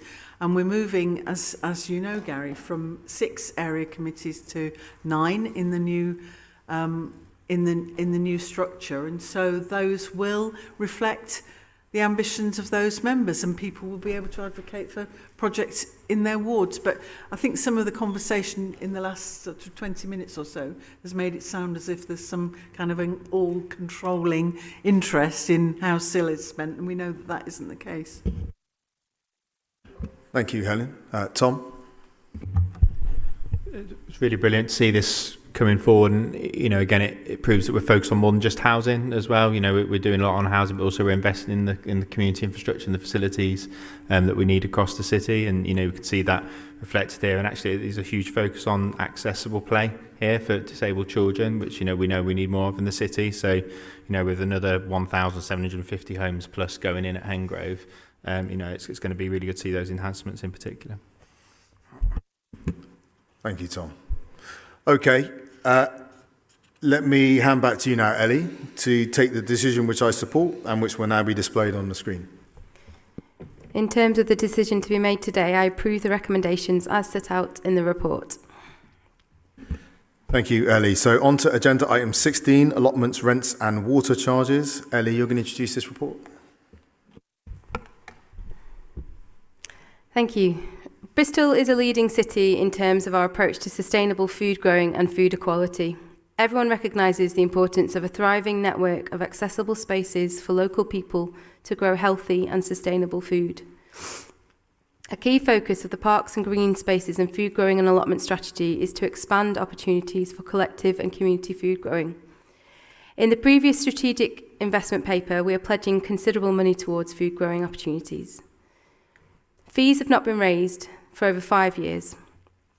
The Mayor drew out the financial pressures faced by local government at the start of the meeting, and these pressures are real and are having an impact on every area of local government activity, from adult social care to children's centres, the work we're doing on climate change to libraries, waste collection, road maintenance, and they have a pressure on the park service, including our allotments. Current allotment rent does not meet the cost of running the current service, let alone deliver the service that we all want to see. Currently, the park service covers the shortfall in allotment revenues, reducing our citywide offer. This means allotments are effectively subsidised by other council revenue, which is not financially sustainable or fair. These proposals still don't break even, but allow us to invest in the service and improve our offer, while reducing pressure on the parks budget so that all residents can benefit from quality parks and green spaces that we maintain. The increased income from rent rises will improve the service by funding additional staff, bringing more land into food production, new collective growing opportunities, and a more frequent preventative repairs programme. Any rent increase comes into effect in 12 months' time. We listened to feedback and have staggered the increase, meaning the full increase will not be in place for several years, allowing tenants even longer to prepare for the changes, and a full 8 years after our last uplift in 2018 in the face of austerity, the cost of operating crisis and increased demand. We are expanding discounts so that now those in receipt of council tax reduction, housing benefit, universal credit and pension credit will be able to access a 50% discount for their allotment. Groups offering social value will also benefit too, with a 50% discount.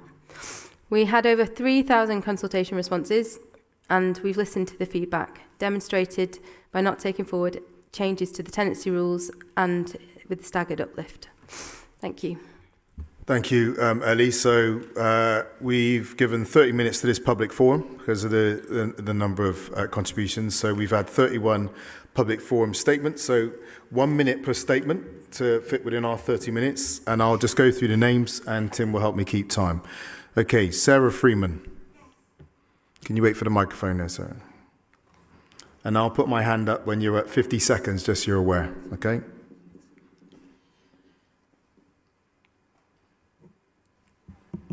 The council is looking at staggering a 100% rent increase over 2 years. This is unacceptable. The council keeps stating there's been no rise in rents since 2018. That is their fault. The 1950 Allotments Act, Section 10(1), states an allotment shall be let at such rent as a tenant may reasonably be expected to pay for the land. What the council are proposing is not reasonable. The council mentions it needs to bring more overgrown plots into cultivation. I hope they do not expect allotment holders to do this for them. If allotment rents rise by 50%, the council risk the goodwill from allotment holders that currently exists. You should be asking yourself what the consequences will be of the above inflation rent increase. I urge the council... Just 1 moment, 1 minute.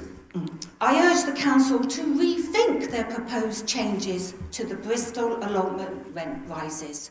Thank you for listening. Okay, thank you. Debbie Wyatt.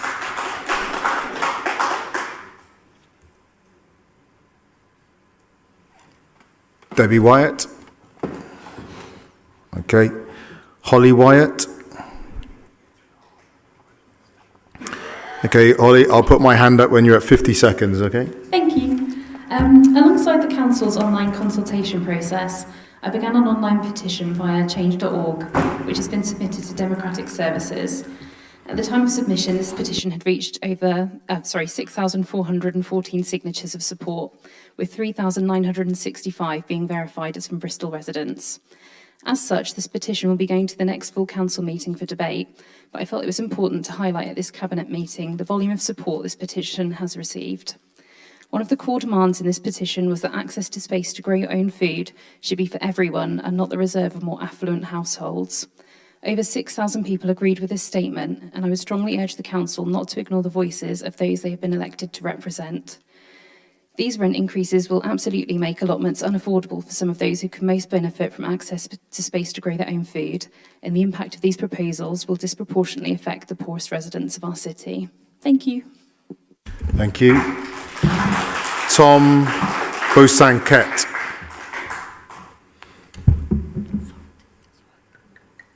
Tom Bosanquet.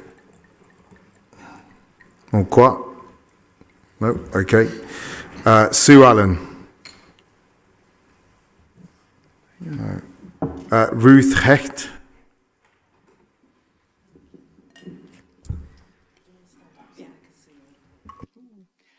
In your Parks and Green Spaces strategy, you say you want a fairer approach to tenancy fees, yet clearly the proposed rental increases, which mean people will pay anything from 7% to 492% more, are anything but fair. Your figures are completely illogical and no explanation has been given as to how these random sums were arrived at. In your strategy, you say you want collaboration and an open dialogue with stakeholders and communities. I've emailed both Councillor King and Jonathan James on behalf of the Bristol Allotments Resist campaign for a meeting to discuss solutions. I've had no response. This doesn't feel very collaborative. I fully support rent increases. However, the current proposals are not the way to do it. Instead, you could raise rents by inflation, which is fair and logical, or you could charge per square metre so people pay for the actual size of their plot, which is what many local authorities 50 do. seconds.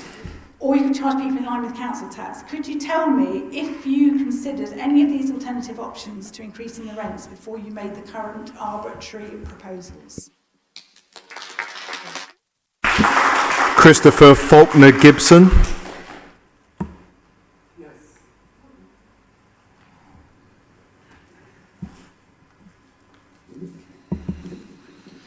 I fully understand that allotment rents need to increase.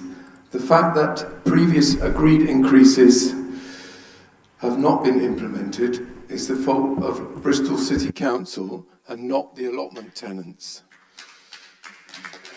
who are now facing punitive increases to compensate for this failure.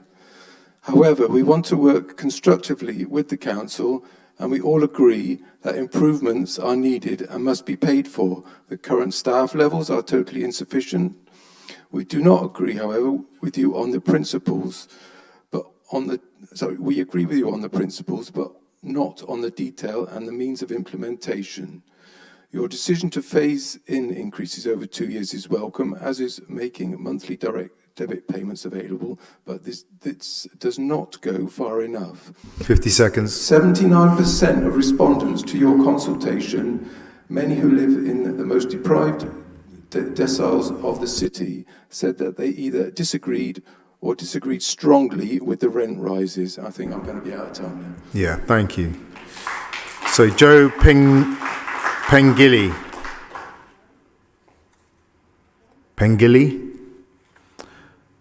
Okay, Mara. Noreen Ratcliffe. Elise Unger. Tina Holmes. Ian McGregor. Anna Sanchez. Joanna Mellows.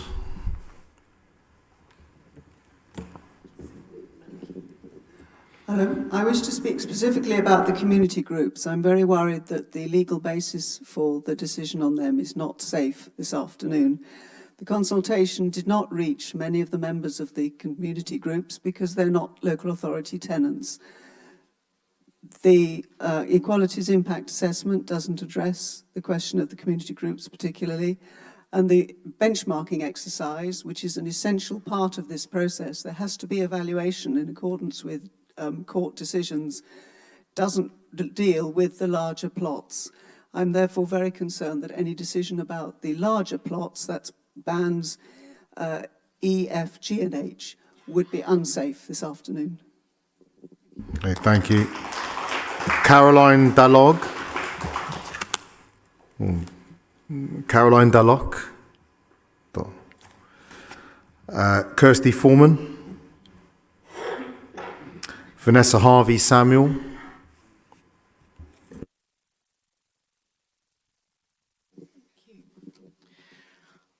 I'm a tenant at Speedwell and I've had my plot for 6 years. I urge you to reconsider and withdraw the proposed rent increases. I support the case for a rent increase, but not for such a significant amount with no information as to how the money is to be spent. Your legal advice on consultation underlines the requirement to provide sufficient reasons for any proposals to permit intelligent consideration. As a consultee, I certainly do not feel I have sufficient information to permit intelligent consideration of these proposals, and I wonder whether the Cabinet has. We have been asking all through this process for information on past expenditure and plans for proposed new expenditure, to no avail. Even last week, in response to an FOI seeking the breakdown of expenditure for 22-23, the Council replied saying these figures were unavailable. In the paper before you... Okay, that's a minute. You have building and infrastructure costing £300,000. We don't know where that comes from. What evidence of surveying sites, prioritising work or costing work has been undertaken? How is this money to be spent? Surely this should be found out before you impose these rent increases. Can I just say, because the reason we do give people a finite amount of time on the statements is because we have we have an hour-long bit, and if someone overruns, that means someone else doesn't get to speak. So I'm not going to interrupt you, but I will give you an indication your minute is now eating into another one. So that was Vanessa, right? Harriet Buckland.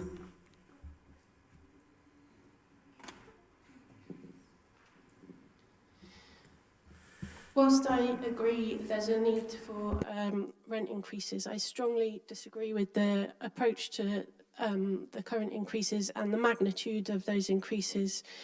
The value of allotments is undervalued in terms of health and well-being, and I'm really concerned at the longevity of community groups, which will be really hard hit by these rent increases, and which other strategies claim to be offering support. That's it from me. Thank you. Lorna Lindfield. Okay. So this is a statement by Lorna Linfield, who's a tenant at Thingwall Park Allotments. I have cancer and chronic fatigue. I'm a part-time NHS employee and I'm currently unable to work. I'm managing alone, living in a flat. I already fund my allotment rent out of household food and fuel budgets. Cancer has had a huge impact on my mental health. The allotment is the only thing in life that I positively want to get out of the flat for. The allotment means I can eat a wider range of fresh vegetables that I can't buy, get out in the sun and fresh air, do an activity without spending money, and meet like-minded people. I've already adapted my methods to my disability and low income by doing things like building irrigation channels, using no dig, accepting help from friends, and growing lower effort produce. How does the council suggest I keep my plot, given the proposed rent rises will mean I will no longer be able to pay the rent? Thank you. Sally Wyatt.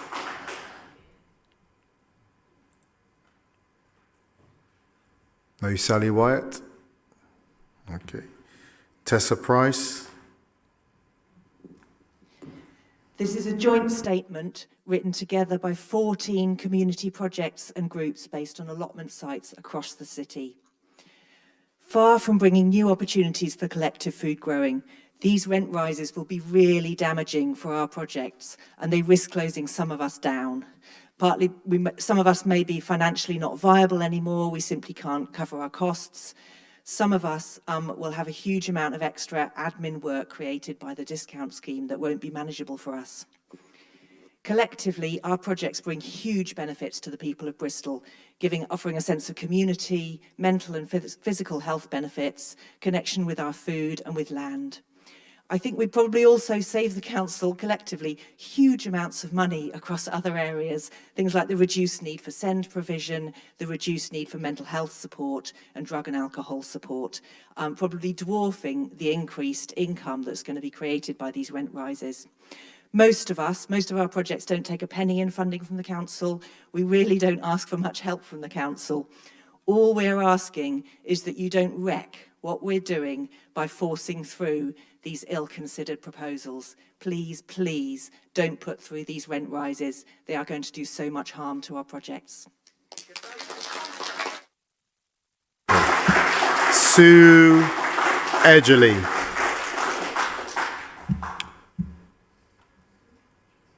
Sue Edgerly. Elizabeth Gold. Harry Mack. Dr. Stephen Pill.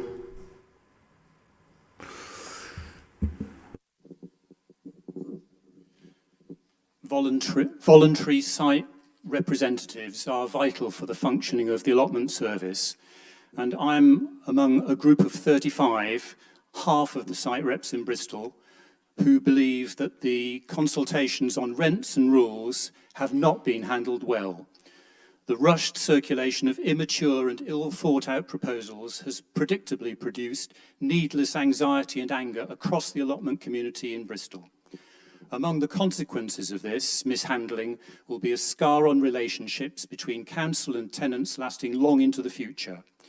In addition, Cabinet members who normally spend no time thinking about allotments have been dragged into the furore and are now forced by an arbitrarily imposed timescale to make an invidious decision, either to starve allotments of additional funding by refusal or to bring a host of other problems that others will allude to by approval. So I urge Cabinet, when faced with a binary decision, to choose a third way. Approve and implement the 25% increase already agreed by full council in March 2022 and require a renewed engagement with site reps and tenants in the coming months to settle the terms of a rent escalator for the coming few years. Okay, thank you.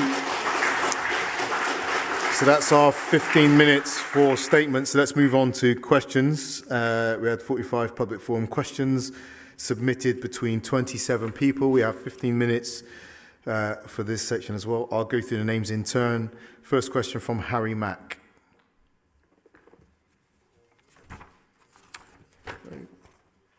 Kirsty Foreman.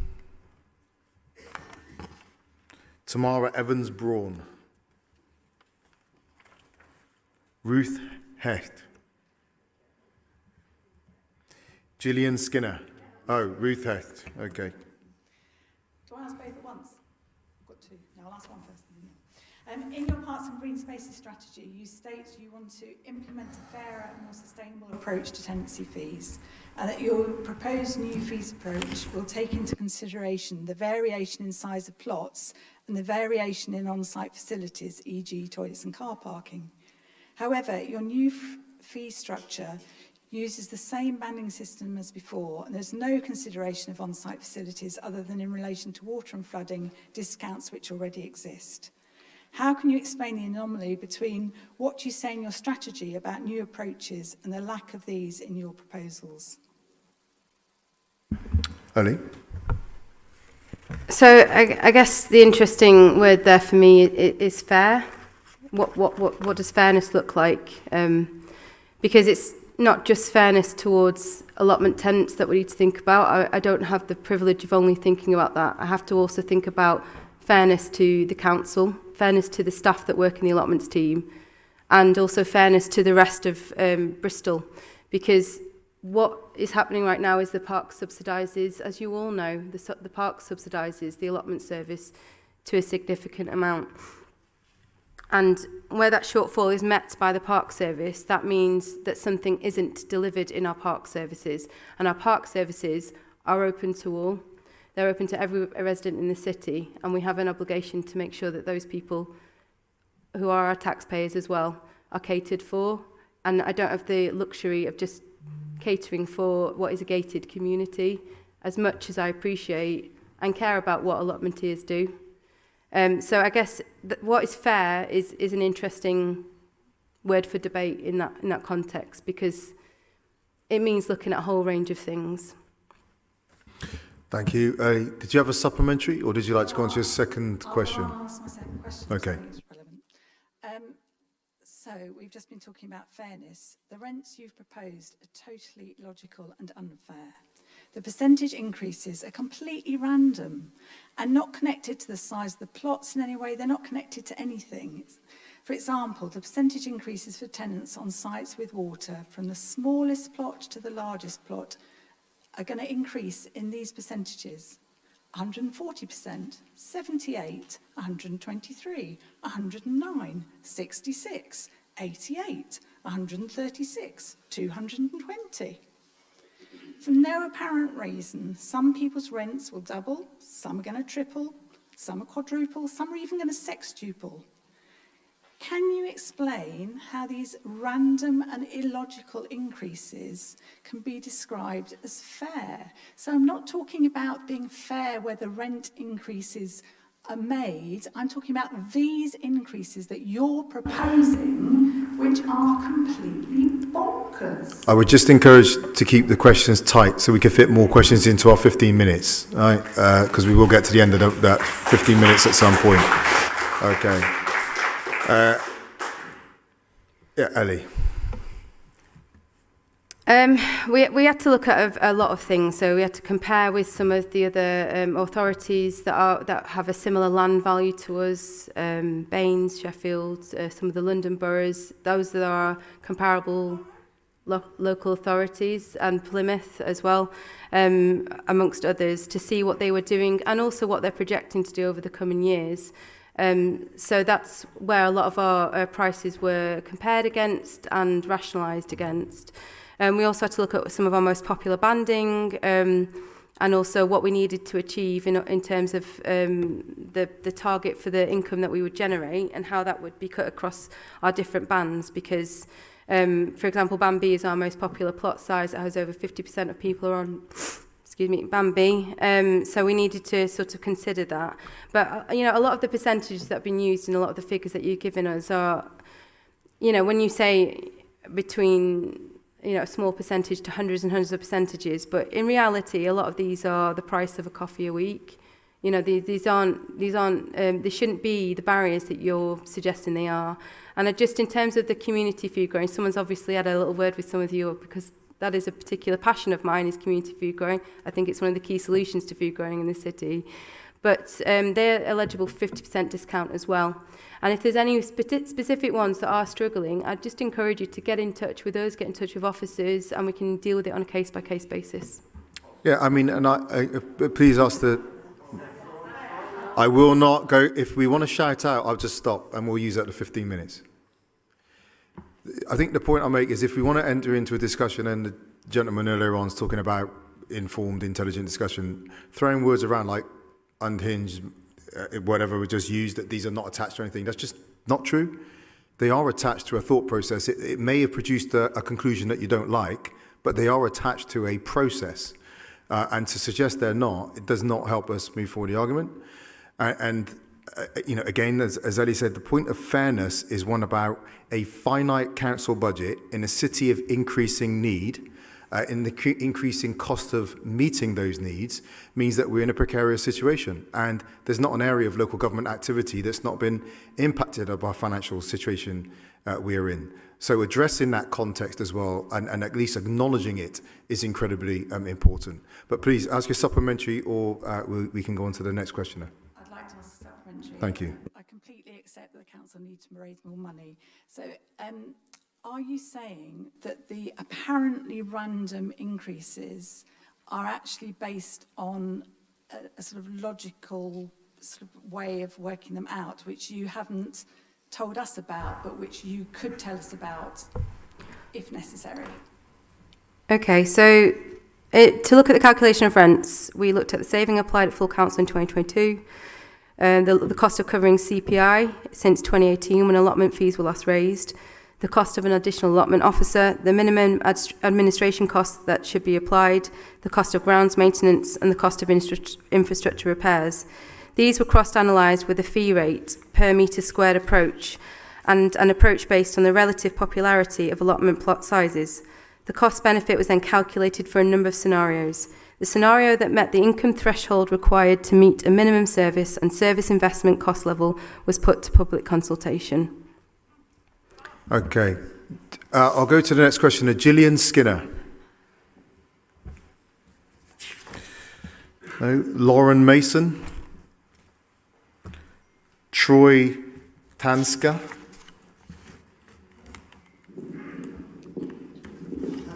Hello, Marvin and Ellie King. With regard to the proposed allotment rent increases and with reference to Bristol City Council's recently released Equalities Impact Assessment, which should look at how the proposed increased allotment rents of between 7 and 492%, and we don't know why there is that variation, as my colleague mentioned, may impact on Bristol residents, including those living with intersectional disadvantages such as poor health, isolation in outlying areas, low incomes, poor local access to facilities and amenities. We need to know more about how these allotment rent increase proposals may negatively impact on take-up of allotments in the city's areas of greatest deprivation in the future, particularly on those residents with low incomes, for example, with minimum wage or low-paid jobs such as nurses, care and childcare and teaching assistants, cleaners, etc., who do not receive universal credit, pension credit, and maybe not council tax credit, and will not benefit from the proposed mitigating rent relief measures, and how this in turn could have a major effect on food poverty in these areas where fresh fruit and vegetables is often of poor quality, more expensive, or not available locally. My question is, Bristol City Council's own mapping shows that most allotment sites are in wards with the greatest food poverty and greatest social deprivation. Why has this information not been included in the Equalities Impact Assessment? I just want to stress, as I said at the beginning, there's 15 minutes per public forum because we have items coming up around children's services on later on agenda. We've got housing papers coming up as well. If you're asking a very long question, it will consume that 15 minutes. I'll say no more, but I'm going to leave it in your hands. I will not interrupt your long questions, but you will consume your time. Ellie. So just from a factual perspective, of the 56,000 square metres that our allotments covers, only 9 square metres sits in the top 20 indices of deprivation. But again, supporting food growing amongst our most disadvantaged communities is a very clear priority, as evidenced in our approach to community food growing and the discounts that we're offering. I'm a trustee of a community garden and have been for years. This is a passion of mine. This is something I spend my weekends, my spare time working on, getting more community food growing in an area of high deprivation in Hillfields in Bristol, in East Bristol. And the last paper I've just brought through has brought 500 grand into, which dwarfs anything that we're getting from the service, into a new kitchen garden to again grow community food growing, community-led food opportunities. So I think our commitment to that is pretty clear. But providing these allotments comes at a cost. We can't get away from that. The council is subsidising this cost. Our park service is subsidising that cost. We're not immune to the cost of living, the cost of operating crisis, and that point just needs to hit home somewhere. Okay, it has to be realised that there are councils up and down the country who are applying for effective bankruptcy, and that just can't be taken for granted. So we've frozen fees since 2018 because we wanted to protect the opportunity to grow food for people, and I didn't hear any objections to that. That seemed to be well supported, but we're not in a position to be able to do that anymore. And if we want to see any quality of service at all, this is what needs to happen. If there are specific individuals who are struggling, and I've heard a few examples of people that might need to just get in touch with us and have a chat about how their personal circumstances need to be mitigated and supported, then please just get in touch and we can work through that. But for the vast majority of people,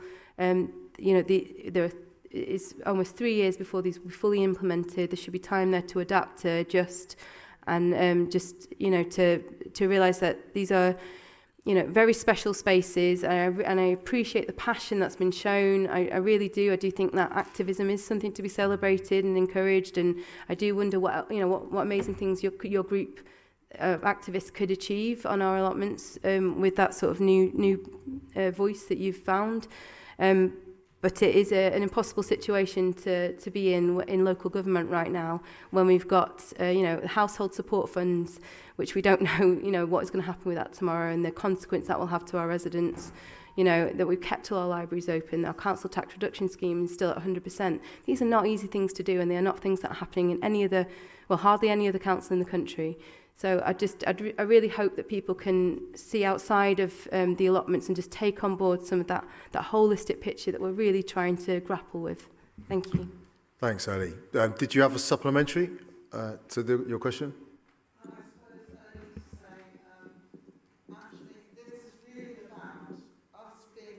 And this being a transparent process. I would encourage you to make it a question, so not taking it from the next question. Do you recognise the fact that actually 25% rent increases were passed and weren't actually implemented? That this isn't about 2018. You've already passed that and implemented it. Why not do that now and then look at a wider consultation and a more transparent way of informing that consultation?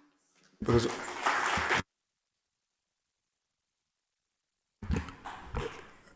simply because of the amount of time that's passed, I think it's we have to reckon with that and recognise that by the time these will be implemented, it will be around 8 years.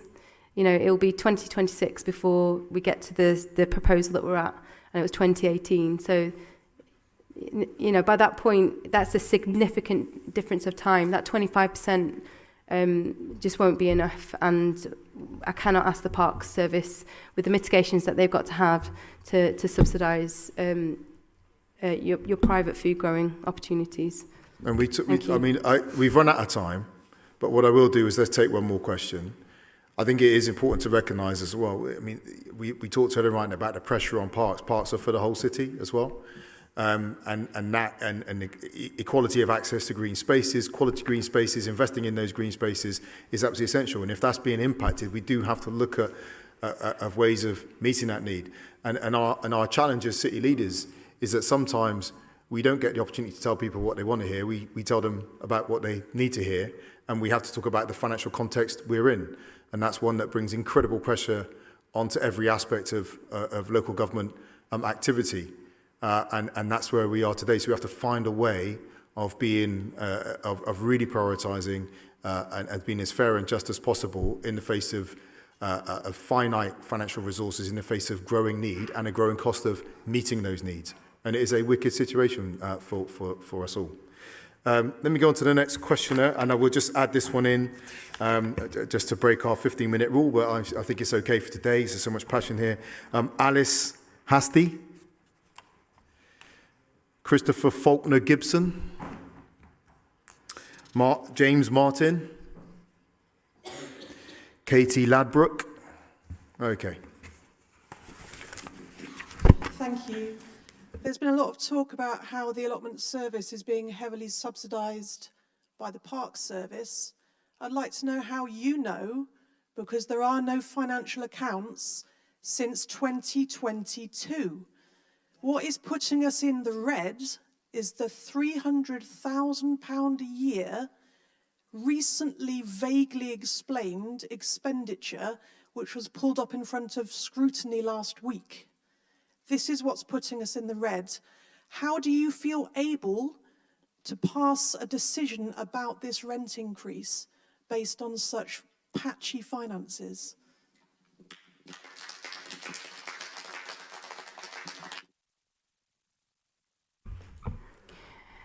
So there was two sets of figures that were released, which I agree isn't very particularly helpful. The first set showed you the income and expenditure that is currently going on in the service, and the second set was the income and expenditure that we want to achieve over the next 15 years. I'm not sure why you're shaking your head, but that is what was released. Okay, but so the difference between the two is that that second lot of figures is the maintenance programme. It is what we want to achieve over the next 15 years with investment from the service. In no way, shape or form is the income from the allotment tiers designed to fund that. As you know, you'd be several £100,000 short. That is money that we're going to have to either fund through our capital programme or not, depending on how the committee system decides to deal with that. So that's what those two different sets of figures were for. One is for that current service in which we're managing, which is in decline, going seriously downhill, which no one is satisfied with and no one happy with. The second lot is what we should be aspiring to do if we want to be ambitious and if we want you guys to have some good quality allotments and a good quality service. That's the funding that we needed to do it. You won't be paying for that. You know, you're paying for an additional allotment officer and a tiny bit of maintenance, and that's about what the funding increases will do. The rest will be capital expenditure that will have to be acquired from the rest of the council service in our capital schemes. Thanks, Ellie. Now, because I added a question there, I won't take a supplementary, but allow me to go to Councillor Chris Jackson. I think you had a question on this, Chris? Thank you, Mayor. Yeah, I'm glad the allotment rent rises are being staggered over 2 years to give people time to adapt to change. We also get in the age of the tourists continue to cut our budget. We need rents to rise after they have been frozen for a significant amount of time. Could Councillor King please outline what rents will be spent on?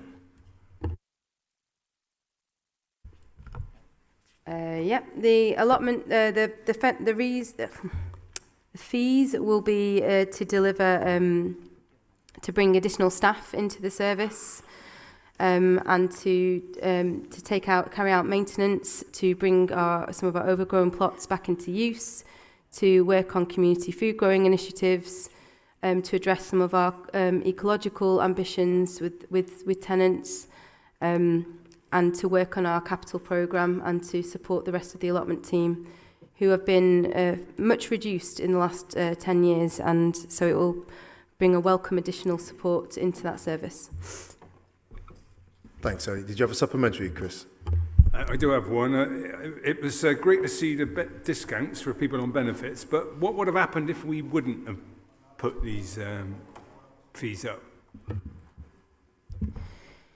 Well, if we didn't put the fees up, we continue to manage a service in decline, as I've said several times. So we would continue to have an increase in overgrown plots that are not tenantable, an increasing waiting times and frustration for people trying to contact allotment officers and not getting a timely response, an increase in maintenance challenges, an increase in risk in some of our paths and walls not being maintained properly, and we would be behind schedule in achieving some of our ambitions around working with allotmenteers to grow for the benefits of nature and wildlife as well.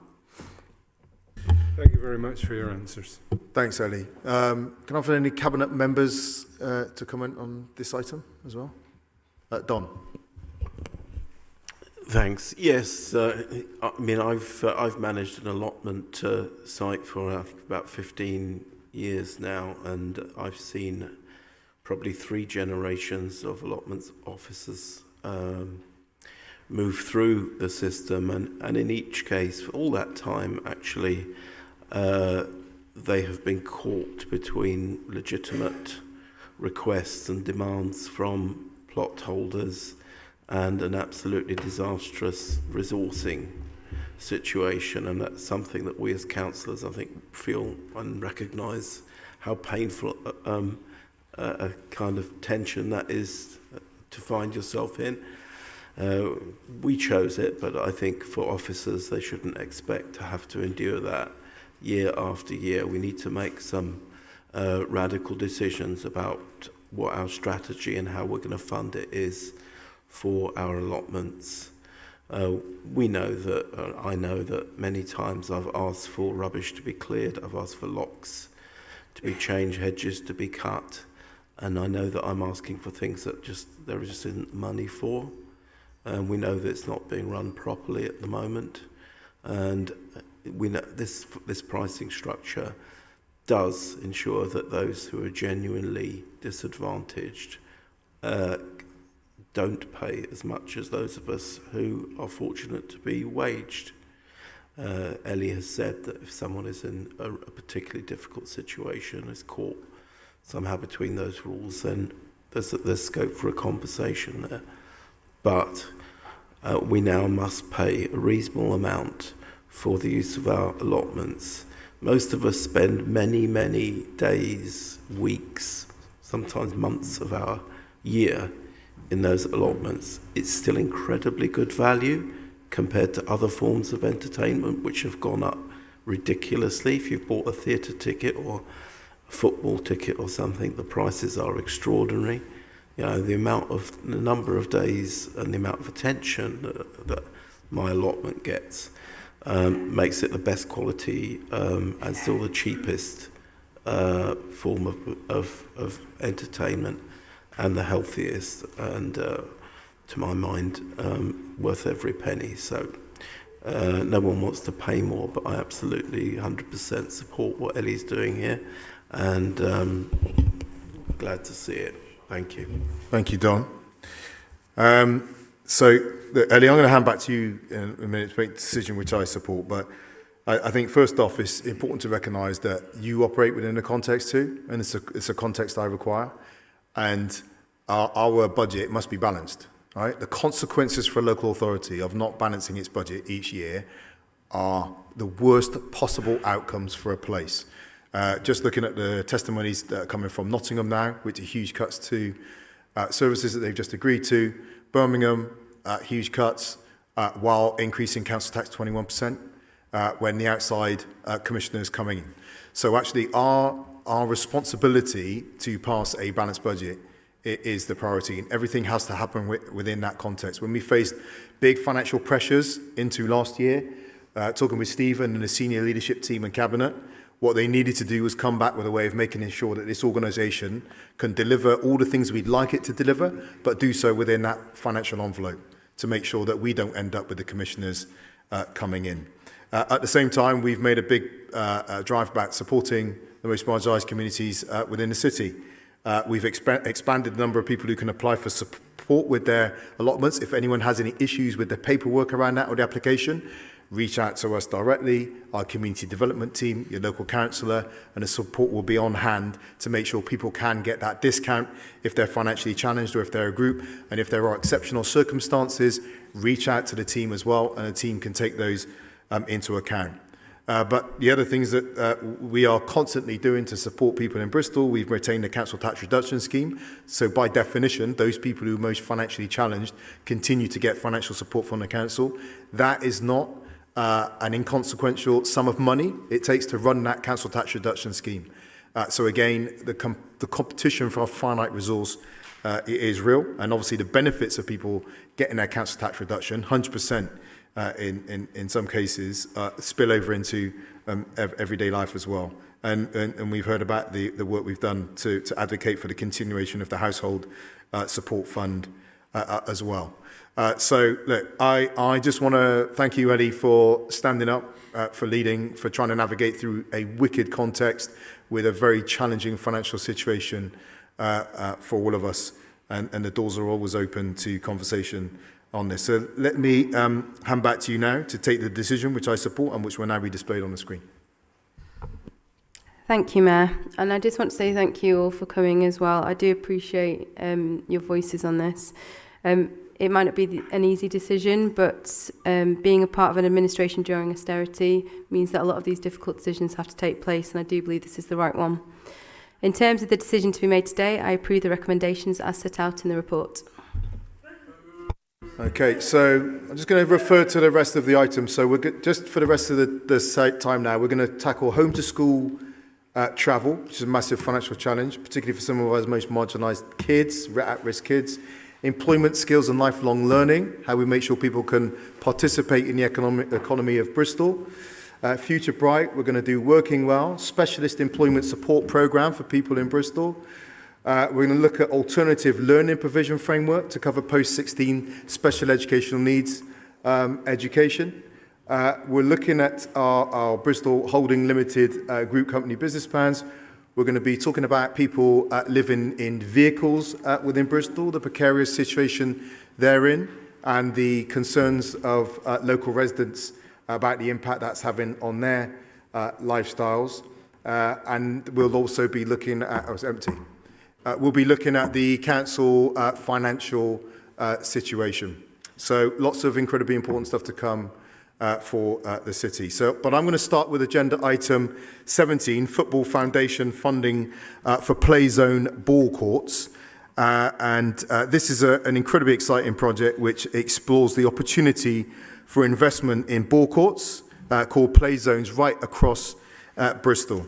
Now, the government-funded grant is an opportunity to create modern, safe and engaging facilities that deliver multi-sport use, linked to our sport and physical activity strategy, targeting areas of the greatest need in Bristol, improving physical activity, social skills, mental health, and all the other things that we know people get from participating in sport and physical activity. So, the Football Federation's research has shown that what we've seen in our citywide tennis offer, that controlled access can help grow participation among certain demographics, as well as developing a more financially sustainable model. So crucially, the council capital investment will be matched by the Football Foundation at 3-1. Taking the decision today will allow officers to develop the potential sites and work with local communities right across Bristol and trusted partner organisations to support a forthcoming funding application on behalf of Bristol. And it also identifies Sports Section 106 funds as the council contribution. So our team will work to identify appropriate sites and develop a project proposal. So subject to being able to identify suitable sites, affordability could allow for between 1 and 4 new play zones to be delivered. But we want to be as ambitious as possible in our bid and hope to find as many locations as possible. So improving our sport offer across Bristol to increase participation, develop talent pathways to elite sports, and have been at the heart of our approach to sport and physical activity in Bristol. So the other priority has been to bring more world-class sport and events to the city. Just imagine you had this when you were younger, Marley. You could have been a pro footballer today, right?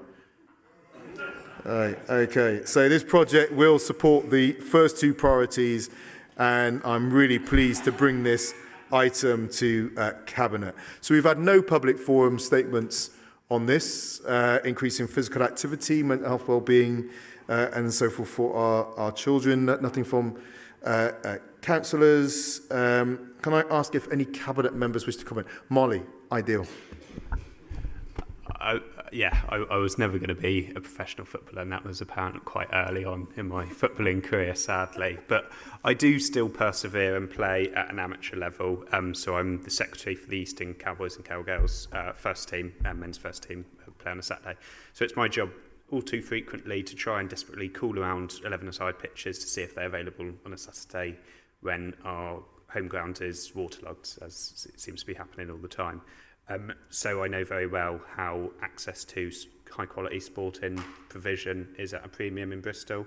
I appreciate these ball courts are smaller than an 11-a-side pitch, but they're just as crucial in developing that talent, that giving young people that experience playing football. I'm pleased to see there's mention as well of catering what's provided to women and girls, because I think that needs to be a big consideration. So yeah, just really welcome this and keen to see investment in the best sport coming forward. Thank you, Marley. Any others comments? I thought you might come in, Kai. I told you like a tackle, very Stuart Pearce-esque. Yeah, well, I've never been sent off in my career, so there you go. I'm a gentleman on the pitch.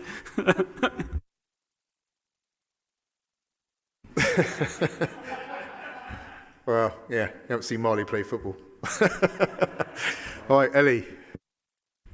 Yeah, I just really, and we've all heard enough from me today, but I just really wanted to welcome this. I've come to football really late through my kids, but the community in football is like nothing else, and I think it's one of those few places that really holds people together. But I think there's such great opportunities in this as well, and I want to thank officers for taking the time to brief me as well as the Mayor's Office on this. It's very generous of them to bring me in on that. But the opportunities here to do some really inclusive play with girls as well and disabled football communities, I think is really exciting and shows us the kind of city we want to be. So I really welcome it. Thank you. Thank you, Ellie. I didn't mean that, Marley, about the comedic football, by the way. I know it's great. I've had very good reports on your. Thank you, Councillor Jackson. Okay, so thank you everyone for your comments. Really big thanks to the team who have done the work on this. I'm going to take the decision, which will be displayed on the screen. So in terms of the decision to be made today, I approve the recommendations as set out in the report. So on to agenda item 18, Home to School Travel Support Policy. Asha, this is with you. Thank you. Before I introduce the report, though, I did want to kind of make the point that I think in all the years that I've sat here in Cabinet, I've never kind of witnessed the kind of passion that we've seen today around allotments, libraries, parks and green spaces. I've never seen that level of passion directed at children's services, adult social care, the serious violence that is happening in our city. Never. So they're the biggest budgets that have, the city seems to show very little interest in those areas of work, and I think I just wanted to make that point. But just moving on to the report at hand, in June 2023, the Department for Education updated their statutory guidance in relation to 5 to 16 travel. And this provided the Council with an opportunity to review both our support for pre- and post-16 home to school travel and enable us to make our existing offer clearer for parents and carers, ensuring that our policies are still in line with current DfE guidelines. As part of the review, we have also proposed some changes to both policies that support the transformation of the service and to deliver it in a much more efficient way. The first proposal is around the introduction of passenger code of conduct for pupils and some changes in the way in which we deliver parts of our service in the future. For example, by proposing the introduction of meeting points for travel and offering an independent travel training programme to fully promote preparation for adulthood and lifelong independent skills. The second part of the proposal is around our travel support policy for 16 to 25-year-olds. Most young people, as we know, use home to school travel to access their education by train or training by walking or taking public transport. Where communities are not well served by public transport, several providers offer arrangements such as a bursary fund and concessionary schemes. We have included travel support options for pupils in the new policy, so it is clearer to parent and carers what is available as well as what is not available. We've also reviewed travel support options for pupils aged 16 to 18 and proposed to remove council-arranged vehicles, although we still will offer some support. This is different from our current policy, but still in line with DfE guidance. To mitigate the impact on service users and citizens, where pupils have already started their course and travelled to school via a council-arranged vehicle, we will continue this arrangement until they finish their course. The changes in the new policy would start for any students transitioning into post-16 education as of September 2025. Taking this approach means that we can engage with parents and carers over a longer period. And as I've said before, we have consulted with parents and carers, and their responses have helped us further shape the policy that is in front of us today. So today I am bringing this report to Cabinet for approval of those policy changes, as I've just outlined. Thanks. Thank you, Asha. But as you kind of indicated, there's been no public forum statements or questions on this one. Nothing on councillors. Any Cabinet members wish to comment on this item? Craig? Yeah, well, I mean, so home to school transport has been something that we've gone around the loop on many times in our time here. It's such a difficult and thorny issue, kind of impacted by so many different things. And I've been in rooms with post-its all over the walls and attempts to, resolve the issue. And I think, and I hope that this, this will be the one that finally nails it. So thank you for all your work on it. Thank you, Craig. Okay. Asha, again, thank you for your leadership on this. And get it, I mean, along with Helen there, you have two of the briefs that are under such immense pressure, that's dealing with the just human beings with increasing needs and increasing cost of meeting those needs as well. So thanks for your leadership on that. Let me hand back to you now to take the decision which I support and which will now be displayed on the screen. So in terms of the decision to be made today, I approve the recommendations as set out in the report. Okay, actually, you have a number of papers today, don't you? So agenda item 19, employment skills and lifelong learning plan. And this is for the 24 to 28 period. Thank you. First, I'd like to highlight an error in the title listed on the agenda for this item. The title states that the ESL plan is to run from 2024 to 28, but as per the recommendations in the report, the ESL plan we are taking a decision on today is for 2024 to 2030. So today we are seeking approval for the Employment Skills and Lifelong Learning Plan to 2030. This plan provides a roadmap for the service, and based on extensive research and feedback from residents and stakeholders, we have identified 8 priorities that are aligned with our wider strategies and policies. Working together, we really want to smash through the barriers and achieve shared prosperity for all in this city. And as we drive drives forward, detailed plans and progress are being shared through community conversations, multi-agency boards, and regular governance reports.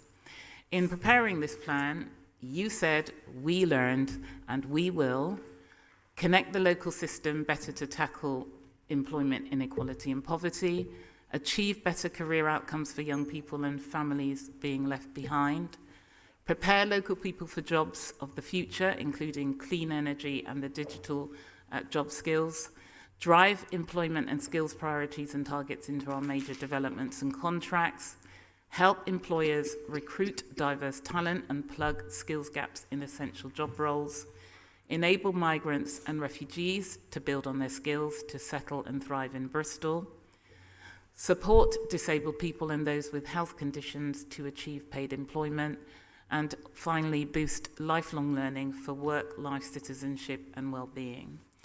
The Bristol Employment Skills and Lifelong Learning Service is a nationally recognised service and makes a significant contribution to the Council's corporate strategic priorities by enabling over 10,000 residents, most excluded from education, skills and employment prospects.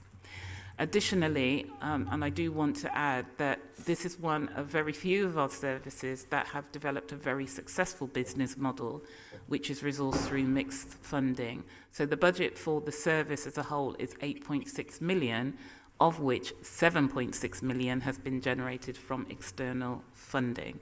And I want to commend the staff for the work that they do in bringing that resource in. So the Cabinet are being asked to approve the new plan and authorise the head of service to take all steps required to implement the plan going forward. Thank you. Thank you, Asha. Again, we've had no public forum statements or questions on employment skills and lifelong learning. Any Cabinet members wish to comment on this item? Helen. Thanks, Marvin.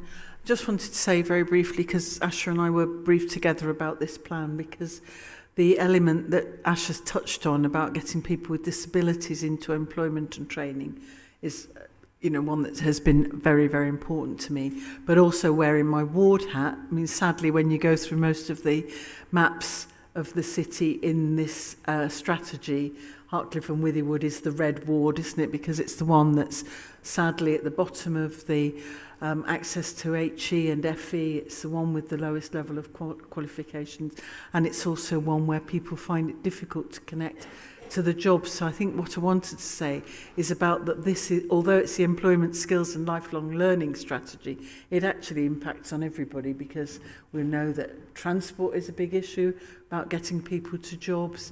There's also the whole issue about workforce shortages and addressing that by having a wider pool of people who can access employment and training. So, I really do recommend it to everybody to have a look at this, because this is a way out of some of the economic issues that plague some of our areas.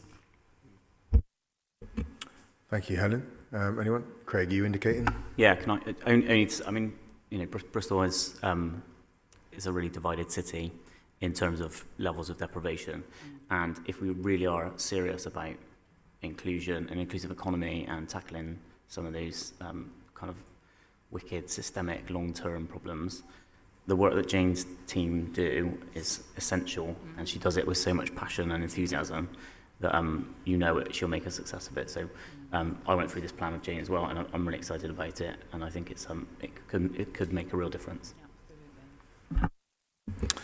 Thank you, Craig.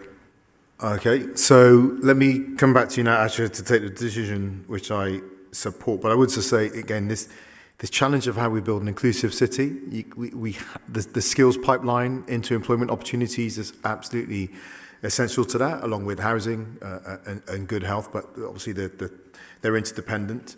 And this piece of work also would be essential to our ability to deliver a just transition. Making sure that the economic restructuring we have to go through as we decarbonise the economy, you know, as old professions perhaps disappear and new professions come up, that people across the city are, you know, in a position to take advantage of those new jobs that will be coming through. And the very groups that you mentioned are ones that we mentioned even just a few weeks ago around Temple Quarter when we were talking to a number of the businesses involved down there, developers, about social value and how we can work with them to make sure there's a pipeline from areas of need where we need to get those opportunities into those employment opportunities that are going to be developed as we build those 10,000 homes, 22,000 jobs created, Western Harbour and all the other region that's going to be happening over the coming years. So thank you for your leadership on this. Let me hand back to you to take the decision which I support and which will now be displayed on the screen. Yeah, can I just say, if there's any team that is going to kind of lead and really break the mold on this, it will be the employment and skills team. As I said before, I think I even read the statistics. In the 20 years the team has been in place, we haven't lost not one member of the team, and the passion is still burning, and they take so much initiative. Building Bristol Better is a clear example of how they have seen an opportunity and looked at ways in which they can go in and not only support businesses but the communities that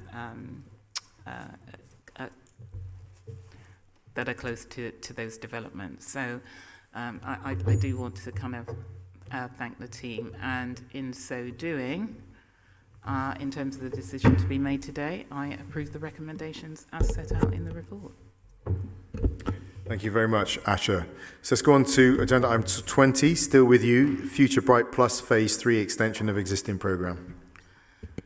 Okay, so we are seeking approval to accept and spend funding in relation to the Future Bright Phase 3 grant to extend and enhance the delivery of the existing Future Bright programme, which provides employment support for those who are in low-paid, unsecure employment and dependent upon in-work benefits to get by.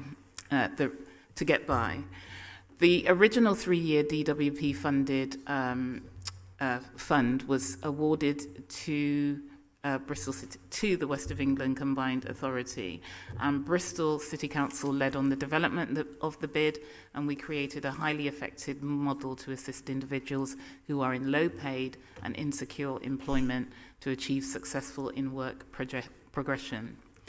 Due, as I've said before, to the success of the programme, WECA funded a second phase of Future Bright and awarded Bristol City Council a further grant of £1.54 million over a 3-year period, where the team worked with over 1,800 individuals and saw 641 improvements in tangible work outcomes.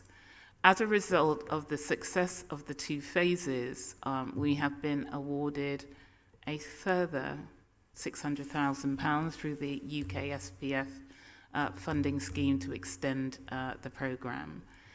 And this will enable Bristol City Council and partner providers to work with a further 400 individuals in low-paid work, including residents who live in social housing or in temporary accommodation. Future Bright will result in participants enhancing their career prospects and skill levels, increased household income, and hopefully see a reduction in their dependency upon in-work benefits and council assistance. The programme will also lead to 180 participants, leading to a reduction in benefit claims for universal credit, housing benefit and child tax credits. So the Cabinet today, we're seeking the Cabinet authorisation for the Head of Service in consultation with the Cabinet Member for Children's Services to accept and spend the Future Bright Phase 3 funding. Thank you. Thank you very much, Asha. And we've had no public forum statements or questions. Any Cabinet members wish to comment on this item? Okay, well, let's move on through this. Asha, let me hand back to you to take the decision, which I support, and which will now be displayed on the screen. So in terms of the decision to be made today, I approve the recommendations as set out in the report. Thank you. We're still with you for agenda item 21, WorkWell Partnership Specialist Employment Support Programme. So I'm seeking approval today to hold detailed bidder negotiations with the NHS, Bristol, North Somerset and South Gloucestershire and Department of Work and Pensions to become a vanguard programme for the government's WorkWell Partnership Programme. And this programme is designed to improve employment outcomes for people who are unemployed or at the risk of unemployment through their health conditions across Bristol and the wider West of England area.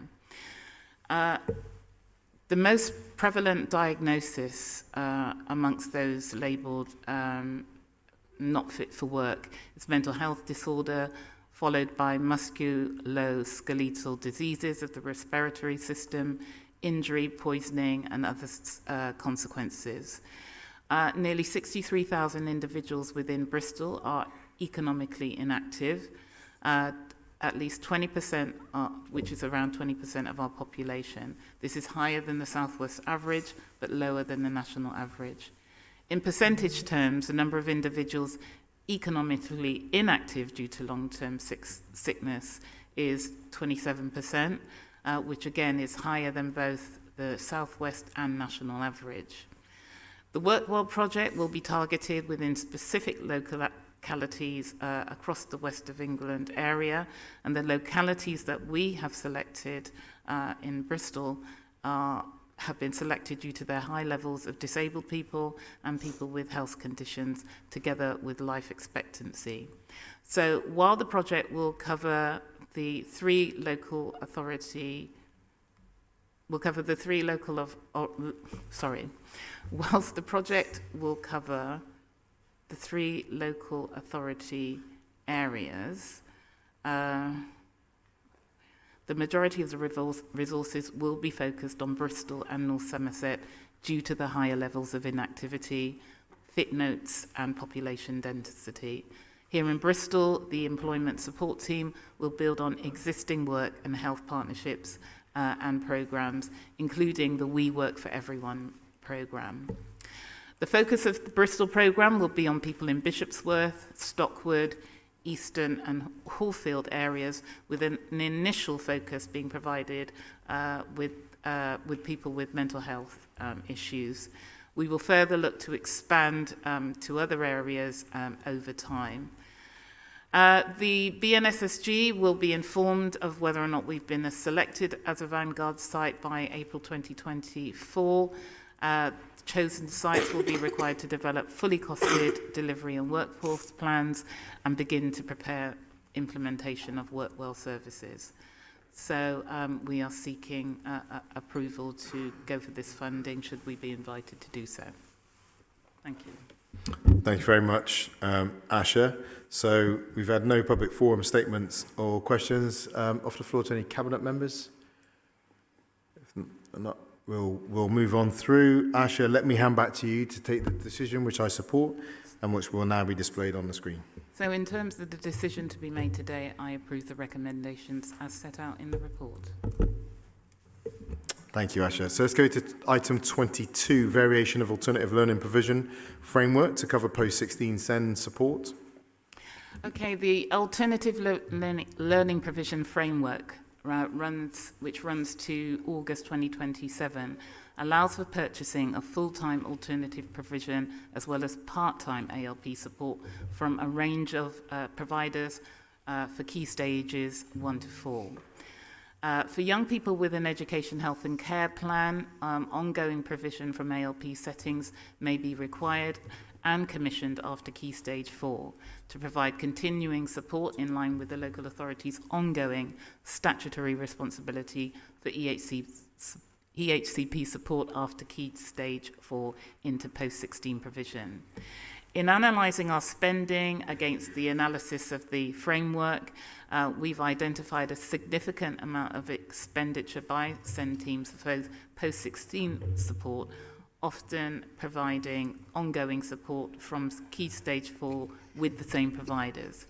However, post-16 support is not covered by the contract specifications, therefore it's not a suitable purchasing route. SEND teams have been advised to stop using the framework for post-16, and additional training has been provided on compliant post-16 commissioning.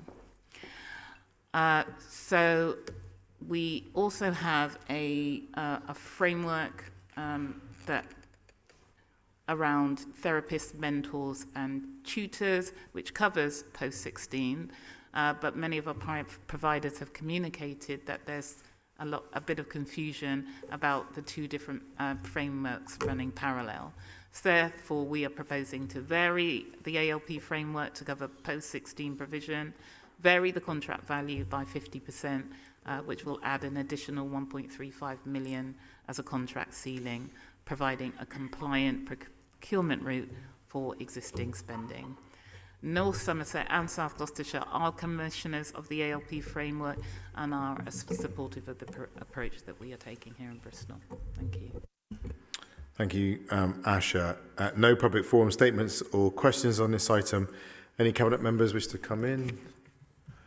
Okay, let me just move through this then. Asha, let me hand back to you to take the decision which I support and which will now be displayed on the screen. So in terms of the decision to be made today, I approve the recommendations as set out in the report. Greg, we're going to come to you for agenda item 23, Bristol Holding Limited Group Company Business Plans, 24-25. Yeah, thanks, Marvin. The purpose of this report is to seek approval of the annual business plans for 2024-25 in respect of Goram Homes Limited, Bristol Waste Company Limited and Bristol Holding Limited. These are the council's established and fully operational trading companies. The business plan sets out the key ambitions and objectives of the companies over the coming year and are critical aspects of the framework by which the council monitors the company's performance. Goram Homes business plan outlines their plans to continue to accelerate the delivery of new homes on council-owned land across Bristol, the first of which, the One Lockleys development, will soon be welcoming their first families through the doors. Their Skills Academy has created opportunities for local people to gain work experience and vocational qualifications, and a number of the other pipeline sites have made progress through planning and will move into the delivery phase next year. The business plan responsibly manages the risks inherent within the market at this time, and we are incredibly proud of the strong team behind Goram Homes, who is an important part of the council's strategy for delivering much-needed homes and thriving communities in Bristol. Bristol Waste, as the council's own waste company, serves every single resident in the city, day in, day out, making our streets cleaner and safer and delivering high standards of service with the best recycling performance of all the core cities. Like in the council, BWC's budgets have been hit hard by the impacts of the cost of living crisis, inflationary pressures and rising demand for services, yet there have been many achievements and the company continually strives to improve local provision, as evidenced by the opening of the Hartcliffe Way Recycling and Reuse Centre and improvements at Avonmouth Centre over recent years. The company was established primarily to provide services to the council, and this means that we can work in partnership to find the difficult balance between driving efficiencies from the service and investing in the capacity of the business to move to a more sustainable footing, all the while doing our best to continue to deliver this essential service. This plan sets a course of working hand in glove with the council on all of that, as well as supporting the council on its journey to carbon neutrality. Importantly, it also focuses on maximising opportunities for the company to trade commercially so that it can continue to deliver value to the council as shareholder and support the core service over the long term. We all, as residents and service users of Bristol Waste, have a role to play in changing our behaviour, using less and recycling and reusing. I'm so proud of what of that, and want to give my thanks to all of our colleagues within Bristol Waste and Workplace who come to work rain and shine, and even out with the gritters in the snow to keep our city safe and clean. Bristol Holding Limited's business plan sets out its intention to continue in its role to support the council and the companies within the group into 24-25, subject to the council's ongoing requirements. Effective stewardship of public money means it's necessary to ensure that the governance arrangements for the companies are proportionate and sufficiently robust for their size and scope. This plan supports this objective and provides a lean and agile framework within which the company can continue to support Bristol City Council in its role as shareholder for as long as is necessary. Cabinet considers the business plans for approval annually, prepared on the basis of information available to the companies in January 24, but we're open to relevant amendments throughout February. As is the case every year, the business plans were developed by the management teams of each company and have gone through a rigorous review process by company boards, the shareholder group and overview and scrutiny before being presented to Cabinet. Thanks very much, Craig. So we've had no public forum statements or questions on this. Any other Cabinet members wish to comment? Okay, I mean, I'll just say, Craig, again, thanks for your leadership in this area. It's no easy thing to have our own companies. And over the years, working out the governance, working out the business plans, the lines of accountability, have not been easy challenge, particularly with those that we inherited at our start of our time. So really appreciate you being on the front line of this. Let me hand back to you now to take the decision which I support and which will be displayed on the screen. Yeah, thank you, Marvin. In terms of the decision to be made today, I approve the recommendations as set out in the report. Craig, agenda item 24 is still with you. Finance exception report, period 10. The General Fund is currently forecasting a risk-adjusted overspend of 6.9 million of the approved budget of 483.5. That's a worsening position from the previous period of 1.5 million. We do still expect that these pressures will be contained or mitigated before the close of this year. The General Fund savings programme agreed by Council and included in the General Fund budget above is 26.2. In addition to this 26.2 million, there are additional 9.3 million of savings undelivered. And a full year at 2022-23's full year outturn and 1.8 million of additional savings activity approved since the start of the year. So that's a total of 37.3 million. Currently, 8.5 million of these 37.3 million savings are reported as being at risk. This represents a deterioration of 1.8 million since period 9. A number of these savings delivery risks are captured in the forecast above or in the Directorate Risk and Opportunities log. However, it should be noted that not all risks are formally acknowledged in the outturn, and as such, these represent an underlying additional risk. In terms of the ring fence accounts, the housing revenue account is forecasting an overspend of 3.2 million of the 137.4 million approved.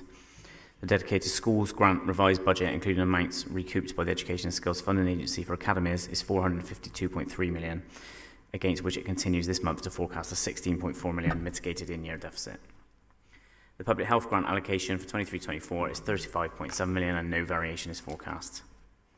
The latest revised capital programme total budget is 267.8. Nothing to add to that really. And then Cabinet also asked to note that the Council's Section 151 officer and Cabinet member for City Economy, Finance and Performance, myself, accepted £825,416 grant funding from the DFE to deliver befriending to care leavers and family finding to children in care and to procure and award contracts for expenditure of that funding. Thank you, Craig. No public forum statements or questions, Cabinet. Again, financial leadership, as we said, underpinning everything we do. Thank you for that, Craig. Let me hand back to you now to take the decision which I support and which will now be displayed on the screen. In terms of the decision to be made today, I approve the recommendations as set out in the report. Thank you. On to agenda item 25. This is with you, Don. Transport funding bid A432, Fishponds Road. Thank you. This paper notes a joint bid with South Gloucestershire Council and seeks approval to accept and spend the funding we might receive. Alongside our partners, we're looking to make major improvements to 8.8 kilometres of the A432, which is we know as the Fishponds Road here in Bristol. Unfortunately, there have been a significant number of collisions on this road, 140 between the 1st of August 2020 and 1st of August 2023. Tragically, this included one fatality. The main scheme that's the whole scheme across the two authorities, is expected to prevent 65.8 fatal and serious injuries over the 20-year appraisal period. The work will introduce speed-reducing measures, improving safety, improving active travel infrastructure and pedestrian crossing facilities. And it covers 3 busy shopping areas, Fishponds, Eastern and Down End, 2 of those being in Bristol. This area is predominantly 20 mile an hour with some 30 mile an hour sections and includes some peak hour and some 24-hour bus lanes. Thank you. Thanks, Don. No public forum statements, but we do have one question. That's from Councillor Amal Ali. Hi again. I welcome these improvements to the A432. I have long been aware of the dangers of this road in Fishponds Road and can be and thought it should be prioritized for safety improvements. As the report says, between 1st of August 2020 and to the 1st of August 2023, there has been 140 collisions in this section of A432. Like Don said, 1 fatal, 11 serious, and 198 other collisions. My question is, how does this data compare to the other roads in Bristol? Thanks, Amal. So across the city, there were 1,477 collisions during this period, with 23 of those tragically being fatal, 266 serious, and 2,188 slightly serious. The 140 collisions on the A432 equates to approximately 5.7% of those. To compare the relative safety of one road to another, you would need to undertake surveys to compare the number of collisions relative to the level of activity on the road. So the number of pedestrians, cyclists, motorcyclists and vehicles, not just the particular road, if you see what I mean, because different roads have different levels of activity on them. But I think it is clear, and this is the main driver of the whole project, is that this fund is open to applications for roads which have particular road safety problems, and this has long been a road that we have identified from statistics is in need of some changes. Do you have a supplementary, Amal? Yeah, I understand that there's that it is hard to make direct comparison, but the 140 collisions over 3 years on Fishponds Road is a very significant number. There's a significant number. So I welcome the investment, and I'm sure all Fromville residents will welcome as well.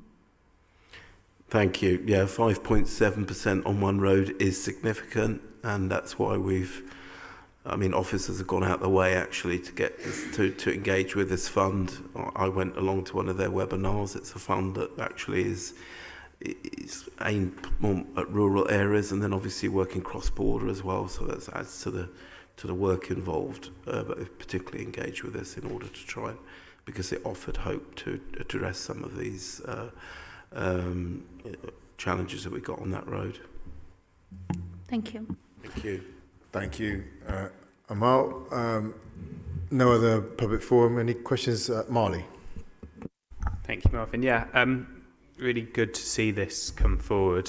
Thank you, Don, and to all the officers involved in putting this forward. As a local council also representing part of Fishponds Road myself, I know how this is a hot spot and how residents have had concerns using it. I've cycled down it, driven down it, walked down it countless times and seen not necessarily collisions but near misses. And you do wonder about what it is you're not seeing, and really sad to see that there have been fatal collisions recently. That's not new to me, but yeah, it just reiterates the importance of this.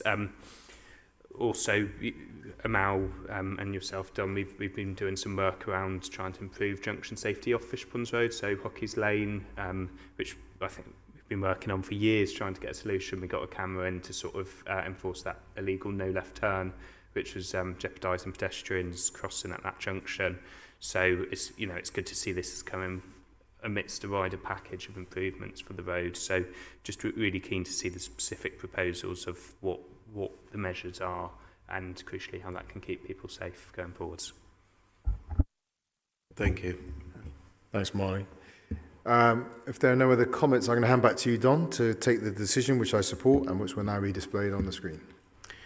In terms of the decision to be made today, I approve the recommendations as set out in the report.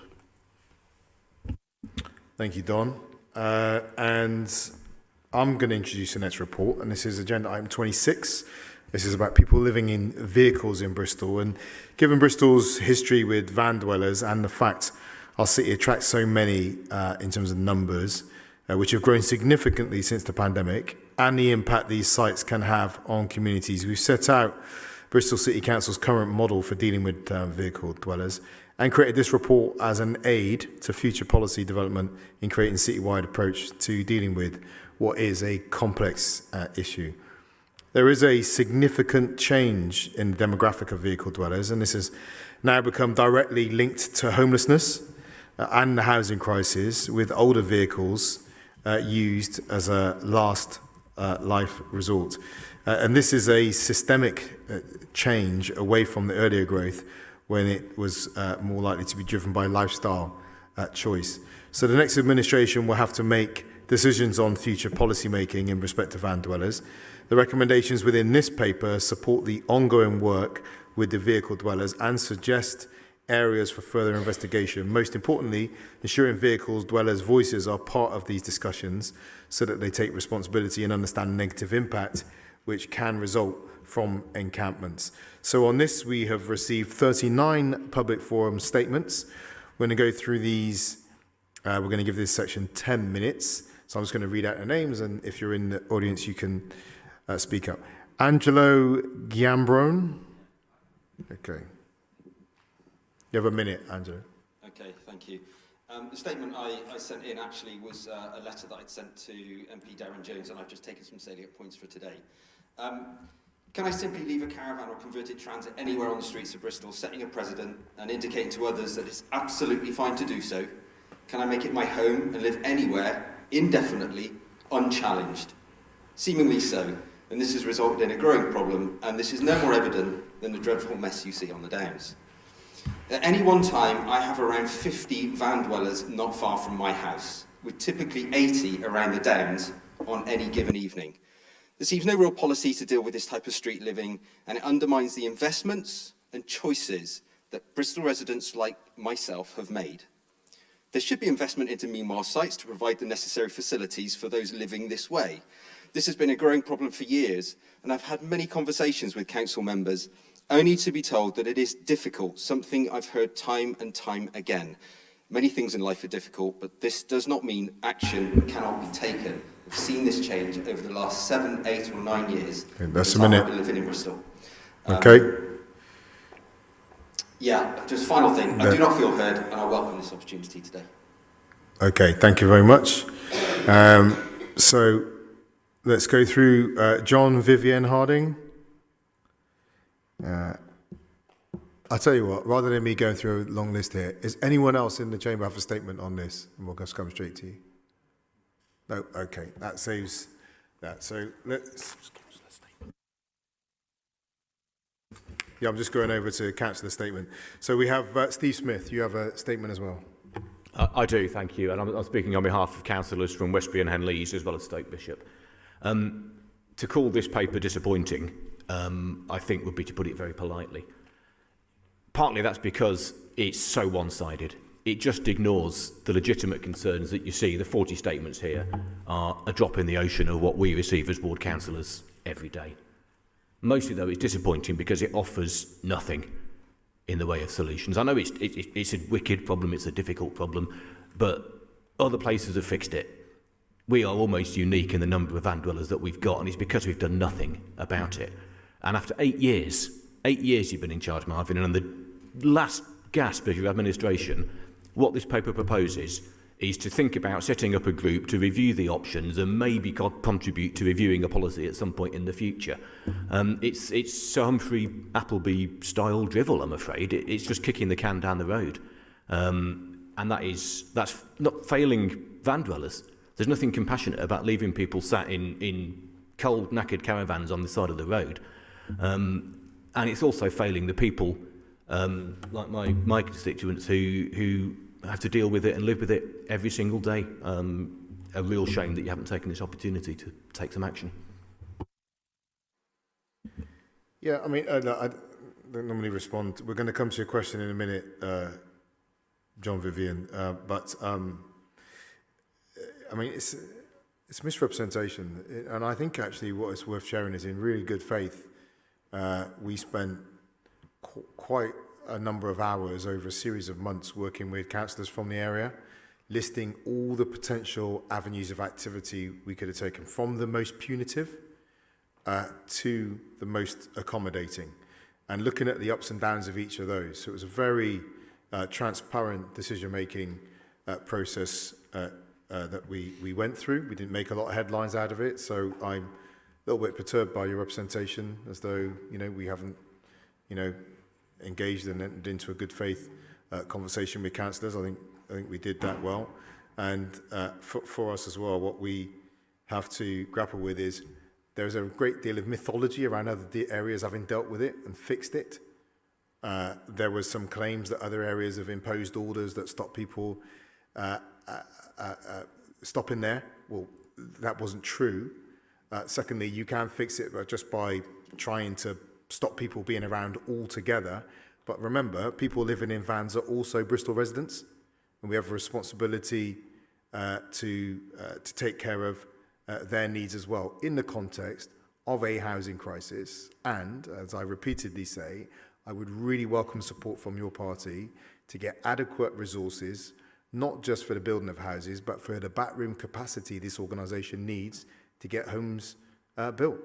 And we just haven't had that. So what we're seeing is a manifestation, a living consequence of bigger structural issues that this country is living with. And it's making itself known in the lives of not just those living in vans, but those then the people living around those vans in their homes.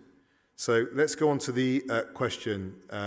So we have a question, John and Vivian Harding. So would you like to ask your question, please?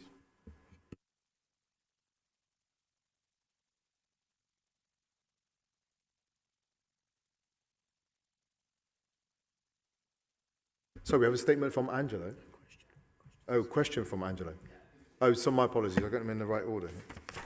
Okay, it was on the basis of my statement earlier, and really just a simple question: why are local residents being let down by authorities not introducing new policies to prevent van dwellers from becoming a permanent feature?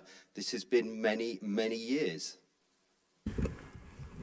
Well, like I said, same way as we were talking about earlier, there were some things, when we use the word complexity or it's difficult, that's not always not true. That is actually true. We looked through all the options that we had available to us, and there are very real limitations on ability to move people on, particularly if the vehicle is not motorised. They don't fall under the same legislation as if it's a motorised vehicle.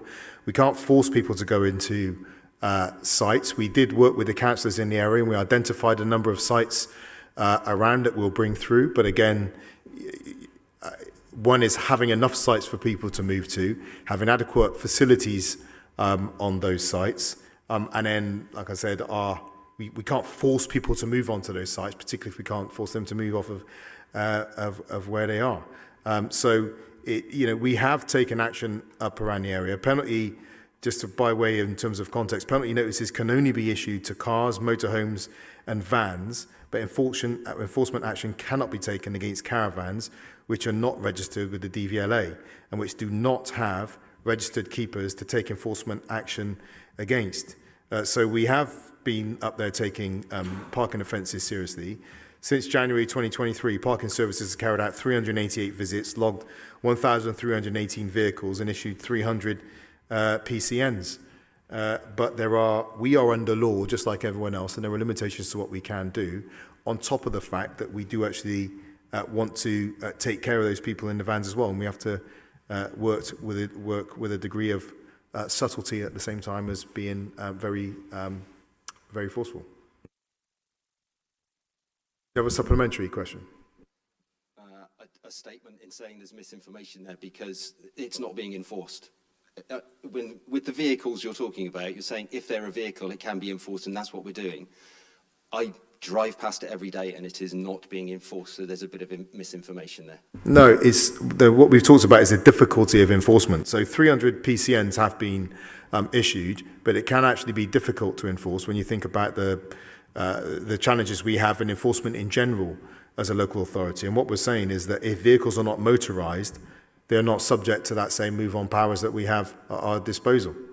And again, as I shared with the councillors, some of the actions they would advocate, we would not countenance as an authority because we still see ourselves as having a responsibility to those people living in those vehicles. And while it is not ideal, for some of those vehicles, for some of those people living in those the vehicles and the caravans, it is less bad than the alternative they would have.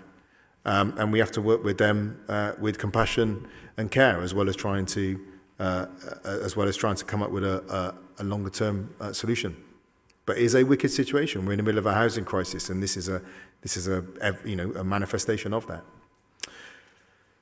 Okay.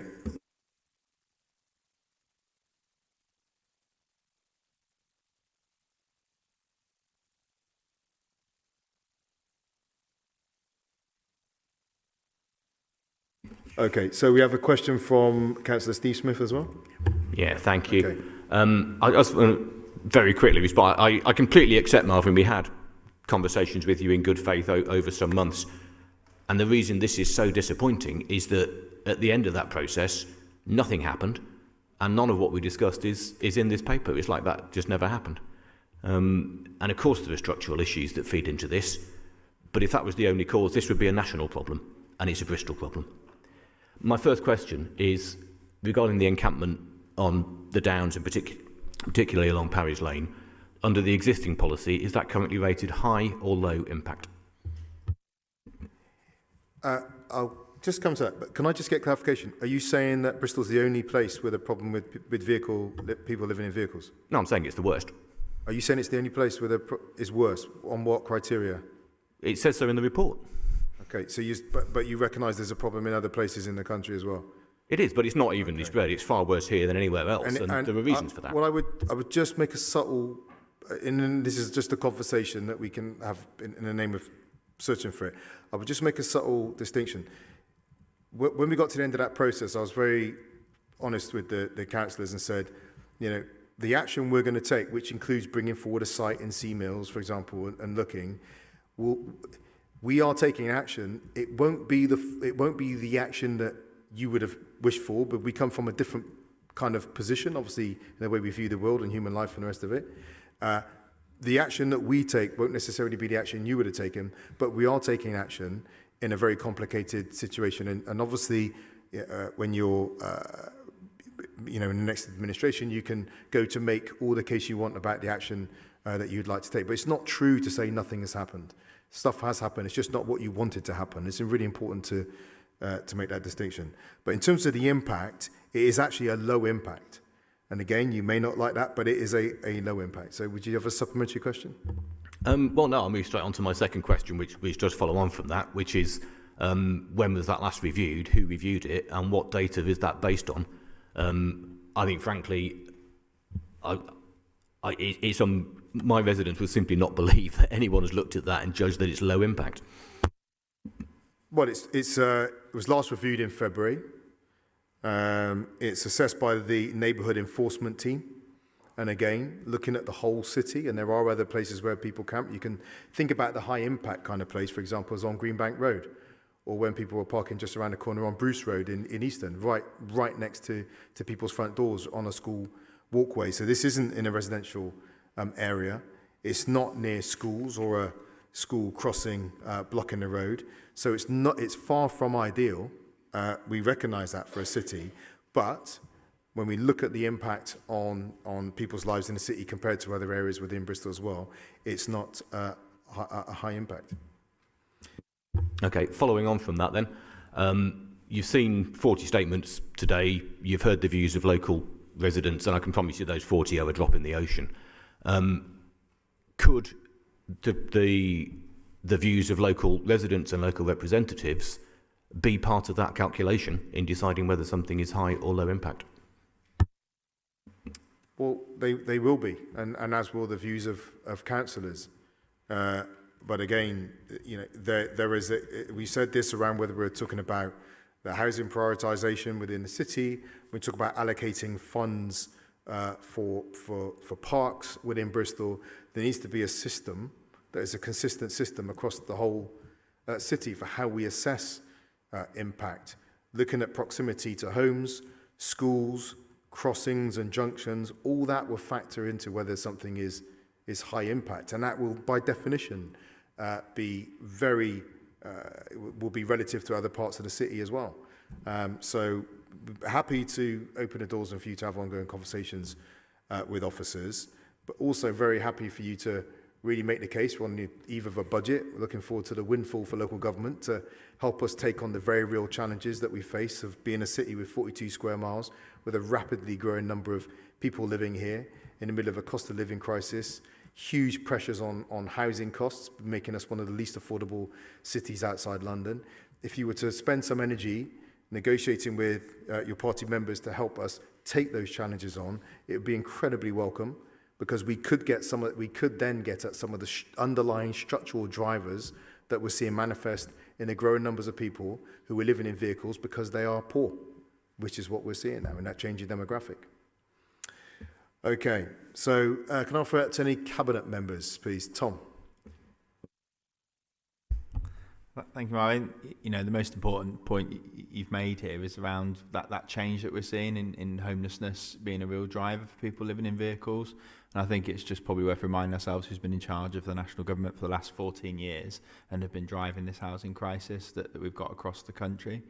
And I think the other thing for us to remember as well, when you start closing roads and trying to move on the vehicles, they're going to go somewhere, and it might be that what they then do is move to the street that is in a residential area, and then the residents complain about that. And so we have to think about how we actually address the problem, address the root causes, not just move the problem around the city. And that's something that I think we have to have in mind. It is a complex issue. And again, it is low impact where it is, and you know, some people might not like that, but we've got finite resources. We've had cuts and cuts and cuts from national government to our funding, and there are other things that we are having to prioritise, like, you know, children's social care, adult social care, trying to deal with the homelessness crisis that's been fuelled by what's been going on nationally. Yeah, thanks, Tom. Kai? Yeah, I just want to slightly disagree with Councillor Smith on his point about this paper, because I think it's actually a high-quality piece of work that really outlines the problem. And obviously the most, I guess, shocking figure is that back in 2020, the numbers were estimated citywide around 100 to 150, and then post-COVID, they're now estimated at 650. And I think that's, you know, very impactful to see that figure, and it links back to the way the city's housing market is worked over that period, the cost of living, the lack of rental property available, and that's the real root cause of this problem. And I think we really need to focus on that. But this is a really good quality piece of work that does offer recommendations in terms of how we should move forward with the problem. So when you say it offers nothing, I disagree with that. Marley.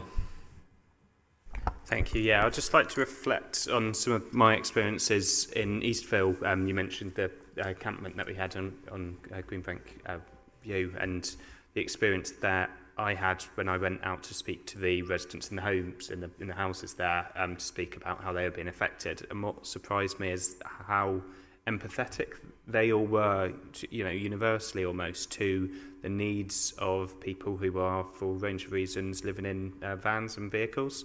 And I was really moved by that. Actually, I think, you know, it's really said something about how people's first instinct in this situation is one of empathy.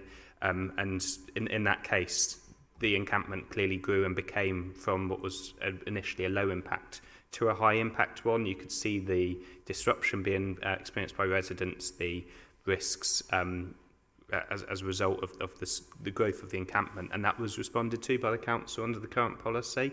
It should have happened sooner, but it did happen. So I think the policy's right. I think there might be cases we can act sooner, but overall it does try and strike a very difficult balance well. Thanks, Marley.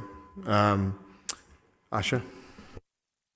I think just following on from what Marley is saying, because I too have an encampment in and around St George Park, for example. But empathy is that word. I'm not saying that there aren't some residents who are kind of unhappy, but we're trying to find a kind of happy medium, because local residents actually respect the fact that, you know, these people have nowhere else to, to live, but they just want to make sure that, the site to the park is not impeded, that they're not parked in an unsafe way. Any issues that we have had, I've called on the enforcement team. We're going to be putting out a leaflet shortly because many residents were confused about what the law is, because some people think we could just slap on a ticket and their caravan gets moved away, and as the report quite rightly highlights, that's just not the case. If you're you're insured and taxed appropriately, there's very little that can be done. But I also respect how our local residents have kind of, the vast majority are far more empathetic and want to find a solution because they know it's not something that's going to go away overnight. And as you said, we have grown exponentially, and I suppose we can't find enough sites fast enough, really. But yeah, the result of austerity and people not being able to afford cost of living crisis and everything else that is compounding the way in which people have chosen to kind of have a new lifestyle. Yeah, well, it used to be, like I said, that's Tommy picked up. The point is, there used to be a lot around lifestyle choice, and it's not that anymore. It's choicelessness. And we as an authority, we just talked earlier on about competing financial needs, whether it be on allotments, about parks. We've just been through a whole series of areas where we need to put finance in on special educational needs, skills pathway to work, extension of outreach on housing. It all makes a demand on our resources. But in that context in which more people are being driven into financial hardship in the city, and there's an article now that's local about the number of people in Bristol who run out of money every month. It's growing up, it's growing all the time. These are structural problems. And there's an easy one. I'll come and solve it if you just give me a pen. It makes sense. But you need to come in and actually be part of some real solutions. And when we've offered that, people came forward with sites. They weren't appropriate. We worked with our housing team. We thought everyone understood that. We brought forward the sites that we can work with, and work's being done to bring those through for people. But we've got to treat the people we've got to respect the residents, but also treat the people in the caravans and the vehicles as though they are members of our society. Look, I'm going to take the decision now, and this will be displayed on the screen. Actually,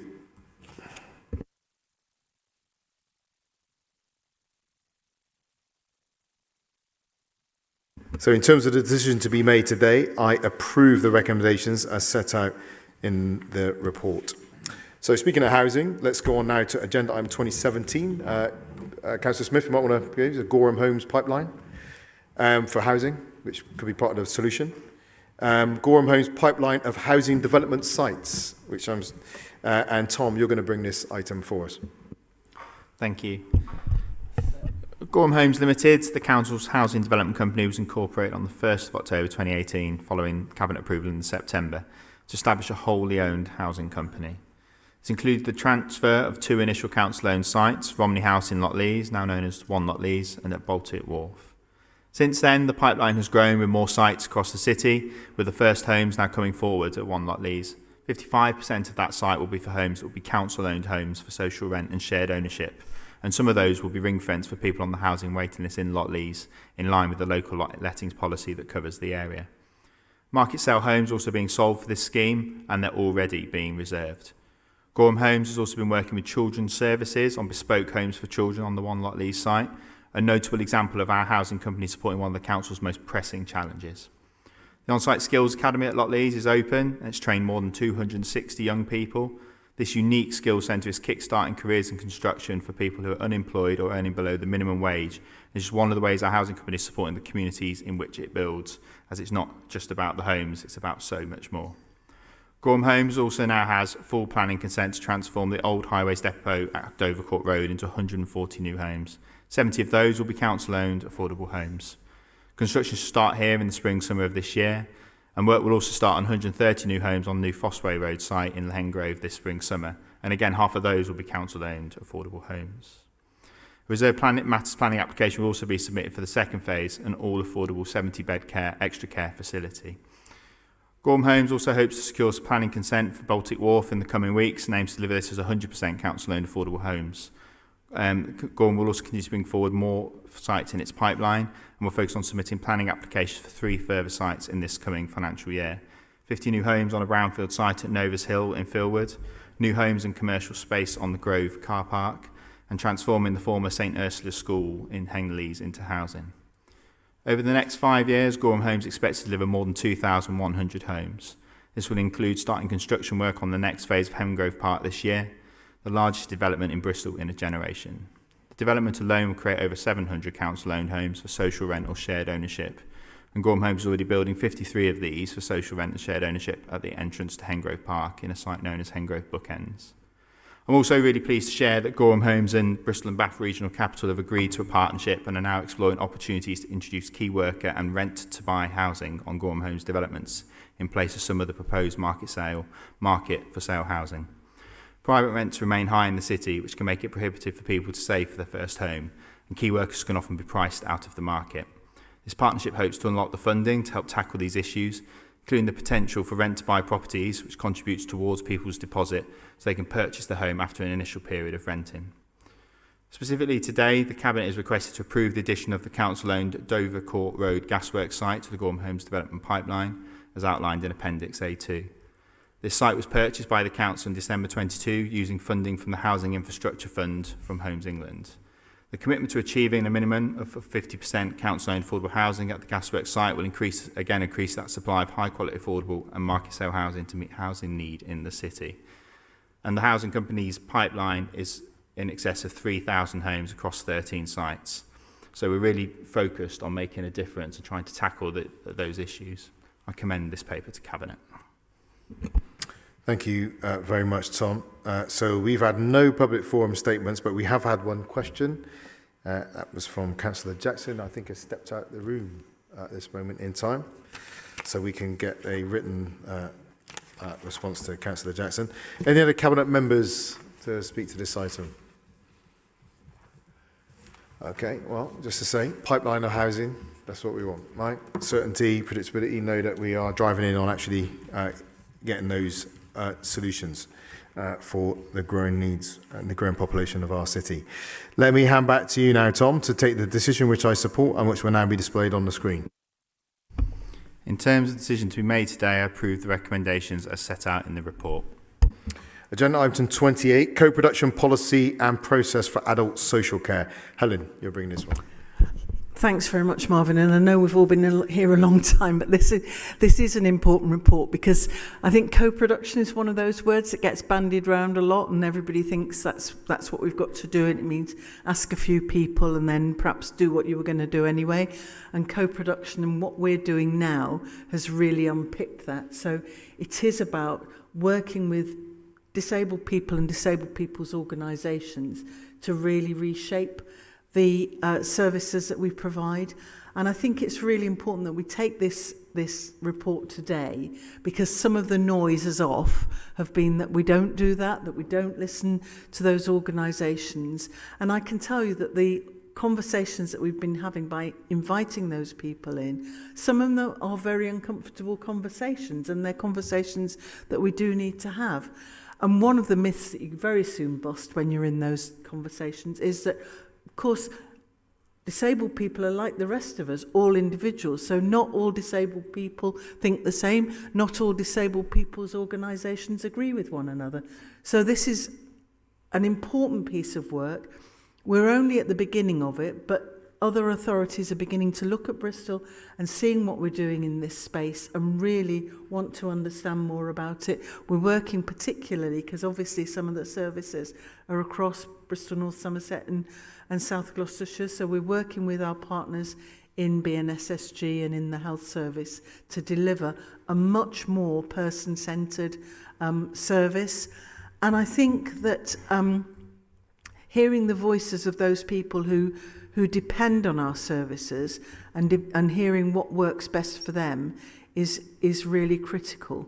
But the other thing I wanted to just touch on, because the context of this changed a little bit, because you might have heard the government saying this morning about what the solutions were to local authorities' financial issues. One of them was to encourage local authorities to consider whether expenditure on discredited equality, diversity and inclusion programme meets this objective, which is absolutely shocking. And our colleagues, Alan Davis, the chair of your Disability Commission, and Ruth Pickersgill, former colleague here, but chairs WorkWell, one of the major organisations of disability, of disabled people in the city, have already written to Michael Gove and Jeremy Hunt about their disgust about that. And if I can just read a short bit from the letter, because she's copied it to many of us. And this is on behalf of WorkWell and the Commission. Organisations run and controlled by disabled people in Bristol, like ours and others nationally, have worked hard for years with local authorities on a wide range of EDI issues to ensure that our human rights are upheld, that our voices and views are heard in policy making and in individual assessments and service delivery. More recently, we've been working on a co-production policy with council officers, and I'm sure you understand that the best way to get cost-effective adult care services is to produce them with disabled people in an accessible way, so they're really targeted to meet our needs. All progress over the last few years on establishing disabled and older people's choice and control over how we live, as well as much improved efficiency through the use of direct payments, have come about due to EDI programmes. And I think that's a really powerful paragraph in Ruth and Alan's letter, because this is the way we want to work, but it's also the way we've got to work in order to be able to spend our money to the best advantage. We're only at the start of that journey, and I really want to flag up that I do hope that whoever's on the Adult Social Care Committee, when that work reports later this year, will take those principles seriously, because it's hard work. It's not the easiest way to deliver the services, but it's well worth it, because the people who receive the services get a better result in the end. Thank you, Helen. We've had no public forum statements or questions on this item. Any Cabinet members like to come in? Tom. Just very briefly with it. I mean, used to a lot of my previous professional life, I really welcome this. Co-production is so important and is often the word is used quite loosely. So yeah, we're co-producing. You can't look at them going, well, I don't think you're even consulting, to be honest. And so it's really good to see this ambition being set out really clearly. And people lived experience are a really valuable people to be engaging with, and you can't do service transformation, service improvement without people like that at the heart of things, because if you do, you get it wrong and it'll just cost you more money as well. This is the thing, for the investment required in it, it pays itself back 3-4 times over easily. Thank you, Tom, and thanks for raising the work that Alan and Ruth have done. It's a source of pride for me, actually, and for all of us, that they've come out, responded so quickly. I got a letter off to the Secretary of State. It was appalling. It's like a cliched response, isn't it? And just building on what Tom says, if we don't do inclusion, if we don't co-produce, we end up designing services and interventions badly, right? And we've known that from our days working in mental health. together as well. So, yeah, thank you. All right, if there are no comments, let me come back to you, Helen, for final comments and to take the decision which I support and which will now be displayed on the screen. Well, another bit of Ruth's letter says, as you have not said which programmes you think are discredited, your statement will only lead councils, some councils, not ours, hopefully, to feel that they have to stop the positive work that they're doing. And I think, again, that's really insightful of Ruth and Alan. So thanks for the support, Tom. I knew that you'd be on board. So in terms of the decision to be made today, I approve the report. Thank you, Helen. On to Craig now for agenda item 29, Q3 Quarterly Performance Progress Report. Yeah, it's just a report for noting, and Cabinet will have been through their areas of interest already, so I don't really intend to say very much other than to recommend it to Cabinet for noting. Thank you, Craig. We'll note that. So agenda item 30, safety valve, and this, as I said earlier on, was introduced under APR 16. Asha, you're bringing this item. Thank you. This report outlines our submission to be part of the Department for Education's Safety Valve programme. The Safety Valve programme is intended to support local authorities to manage the historical deficits in their dedicated school grants. The terms of an agreement are not yet confirmed by the DfE, but we do anticipate it to be in line with the proposal we submitted in January, which will see funding of around 100 million. This includes a contribution over 5 years from central government, totalling around 54 million, with a contribution from Bristol City Council of around 43 million. This is a huge opportunity for Bristol to accelerate the reforms needed to help improve outcomes for children and young people with special educational needs and disabilities, whilst operating in a financial sustainable way. Our safety valve submission is underpinned by an updated DSG deficit management plan, which builds on the work undertaken as part of the Delivering Better Value in SEND programme.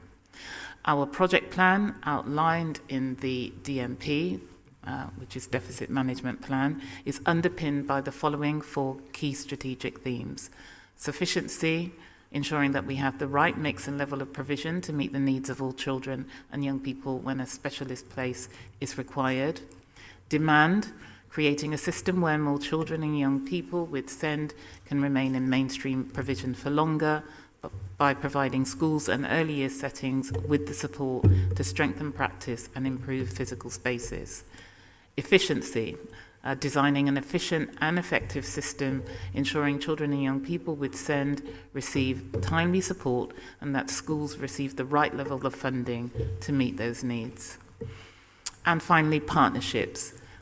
So continuing to build, strengthen and sustain the relationships with key stakeholders, engaging them in genuine collaboration and co-design. We are expecting to hear from the DfE whether our submission has been successful by the end of March. However, our ambition is to transform SEND services, is not dependent on the outcome of this submission and is ongoing.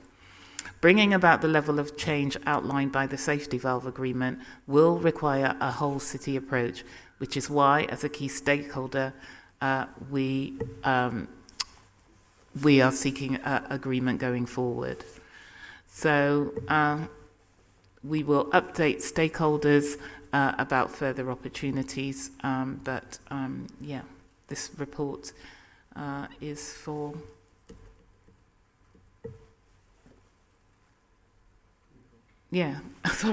this report is for approval to the Cabinet.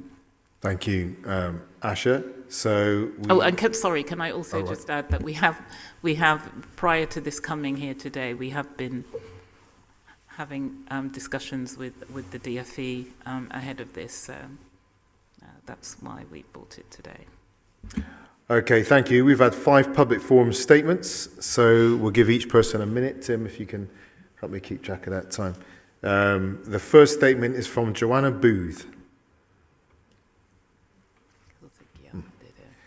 Okay, the next statement is from Jai Britannoa. Jay Brightner. Okay. You have a minute, Jai? Jay. I'm actually really struggling with everything I've heard tonight from you collectively about co-production and collaboration. Bristol City Council have been in secret talks with the DfE since July 2023 and applied for safety valve in secret on the 12th of January 2024. The report was only published yesterday with no time for questions and limited time for statements. This decision will have a huge impact on vulnerable young people, especially as the cessation of high needs block funding was announced on the 6th of February. That was an £8 million cut to the high needs block. BCC is going to drive up the need for EHCNAs, whilst at the same time doing a backdoor deal with DfE to restrict access to statutory funding. This hasn't been handled transparently or democratically. 50 seconds. The safety valve report needs to be deferred so proper consultation and co-creation can take place with stakeholders. Anything less is dictatorial and disrespectful to the people of Bristol. Thank you. Allow democracy to run its course. Thanks. So the next statement is from Jen Smith. Councillor Christine Townsend. Thank you. So there's a couple of public meetings that are listed as, so say, being part of consultation. I looked back at all of the dates, all of the documentation, all the minutes, and there's not one mention of safety valve in any of it. That isn't a consultation if you're not actually talking about the thing that you're supposed to be. The second thing that I want to focus on, this is a 6-year contract. So what that tells us is that despite what the media would have us believe, that there's going to be a national Labour government, no one in this Labour administration has got any confidence that either the SEND system or our education system is going to get anything better than what it is that you've been offered after 14 years of a Tory government. What does that say about what it is that Labour's going to be offering both our city and our country, that you lot, 2 months before you're out, are signing up for 6 years of 14 years of Tory austerity for the most disadvantaged children in our city? Thank you. Okay. Next statement, Councillor Andrew Brown. Thanks, Mayor.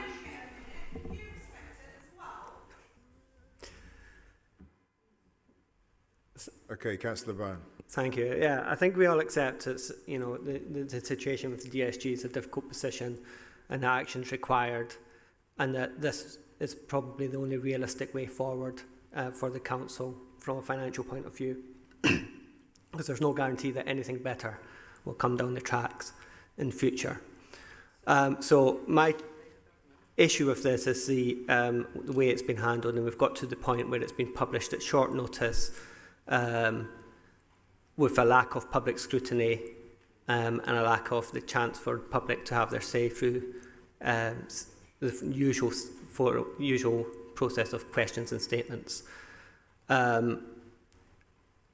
So what I think we need is a bit more clarity about how this has come about to be on the papers today at short notice, why the papers weren't published on Friday when the chair of Awesome gave the go-ahead, and yeah, just more about why more public scrutiny is required on this. There were private briefings of Audit Committee and others, but they were done under the terms of strict confidentiality, not rather than consultation. So, particularly for the councillors, it's worth just making sure that we know what the safety valve is and how it works. Firstly, it's a national programme, so it works in line with national government's timetable. We have to work with that timetable if we want to be in scope to receive funds to address an area that authorities all over the country are struggling with. Actually, announcement of being part of the safety valve was embargoed, so we weren't allowed to say anything publicly about it. We could talk to people about the content that would eventually go into it, but as for being a part of it and announcing it, that's what DfE wanted to do. So we you know, there's a bit of a dance between us and DfE about our cabinet, our decision to go for it, and them wanting the rights to announce it. And we wanted it to come in before the pre-election period.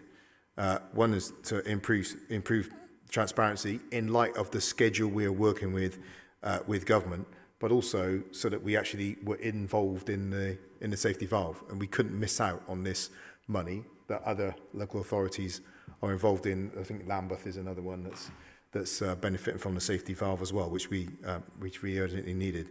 So there's some very real context around this, as we said many times today, that determines the frameworks within which we can operate, and it's important to be responsible and not sensationalist in looking at how we have gone about managing the council's finances. But let me, if there are any cabinet members wish to comment on this item. No. Okay, I've got some questions. Sorry. No questions. Yeah.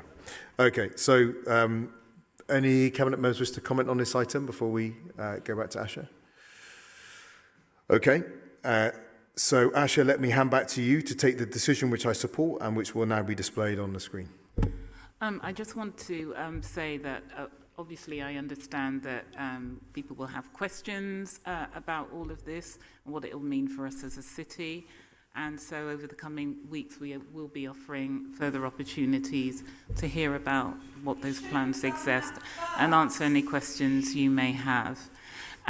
So in respect of the decision to be made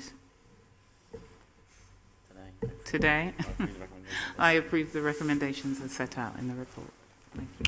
Thanks, Asha, for leading in a very challenging situation. So that's the end of today's Cabinet meeting. Thanks, everyone, for attending. Thanks for your contributions. The date of the next Cabinet meeting is Tuesday, the 9th of April. See you then. Take care.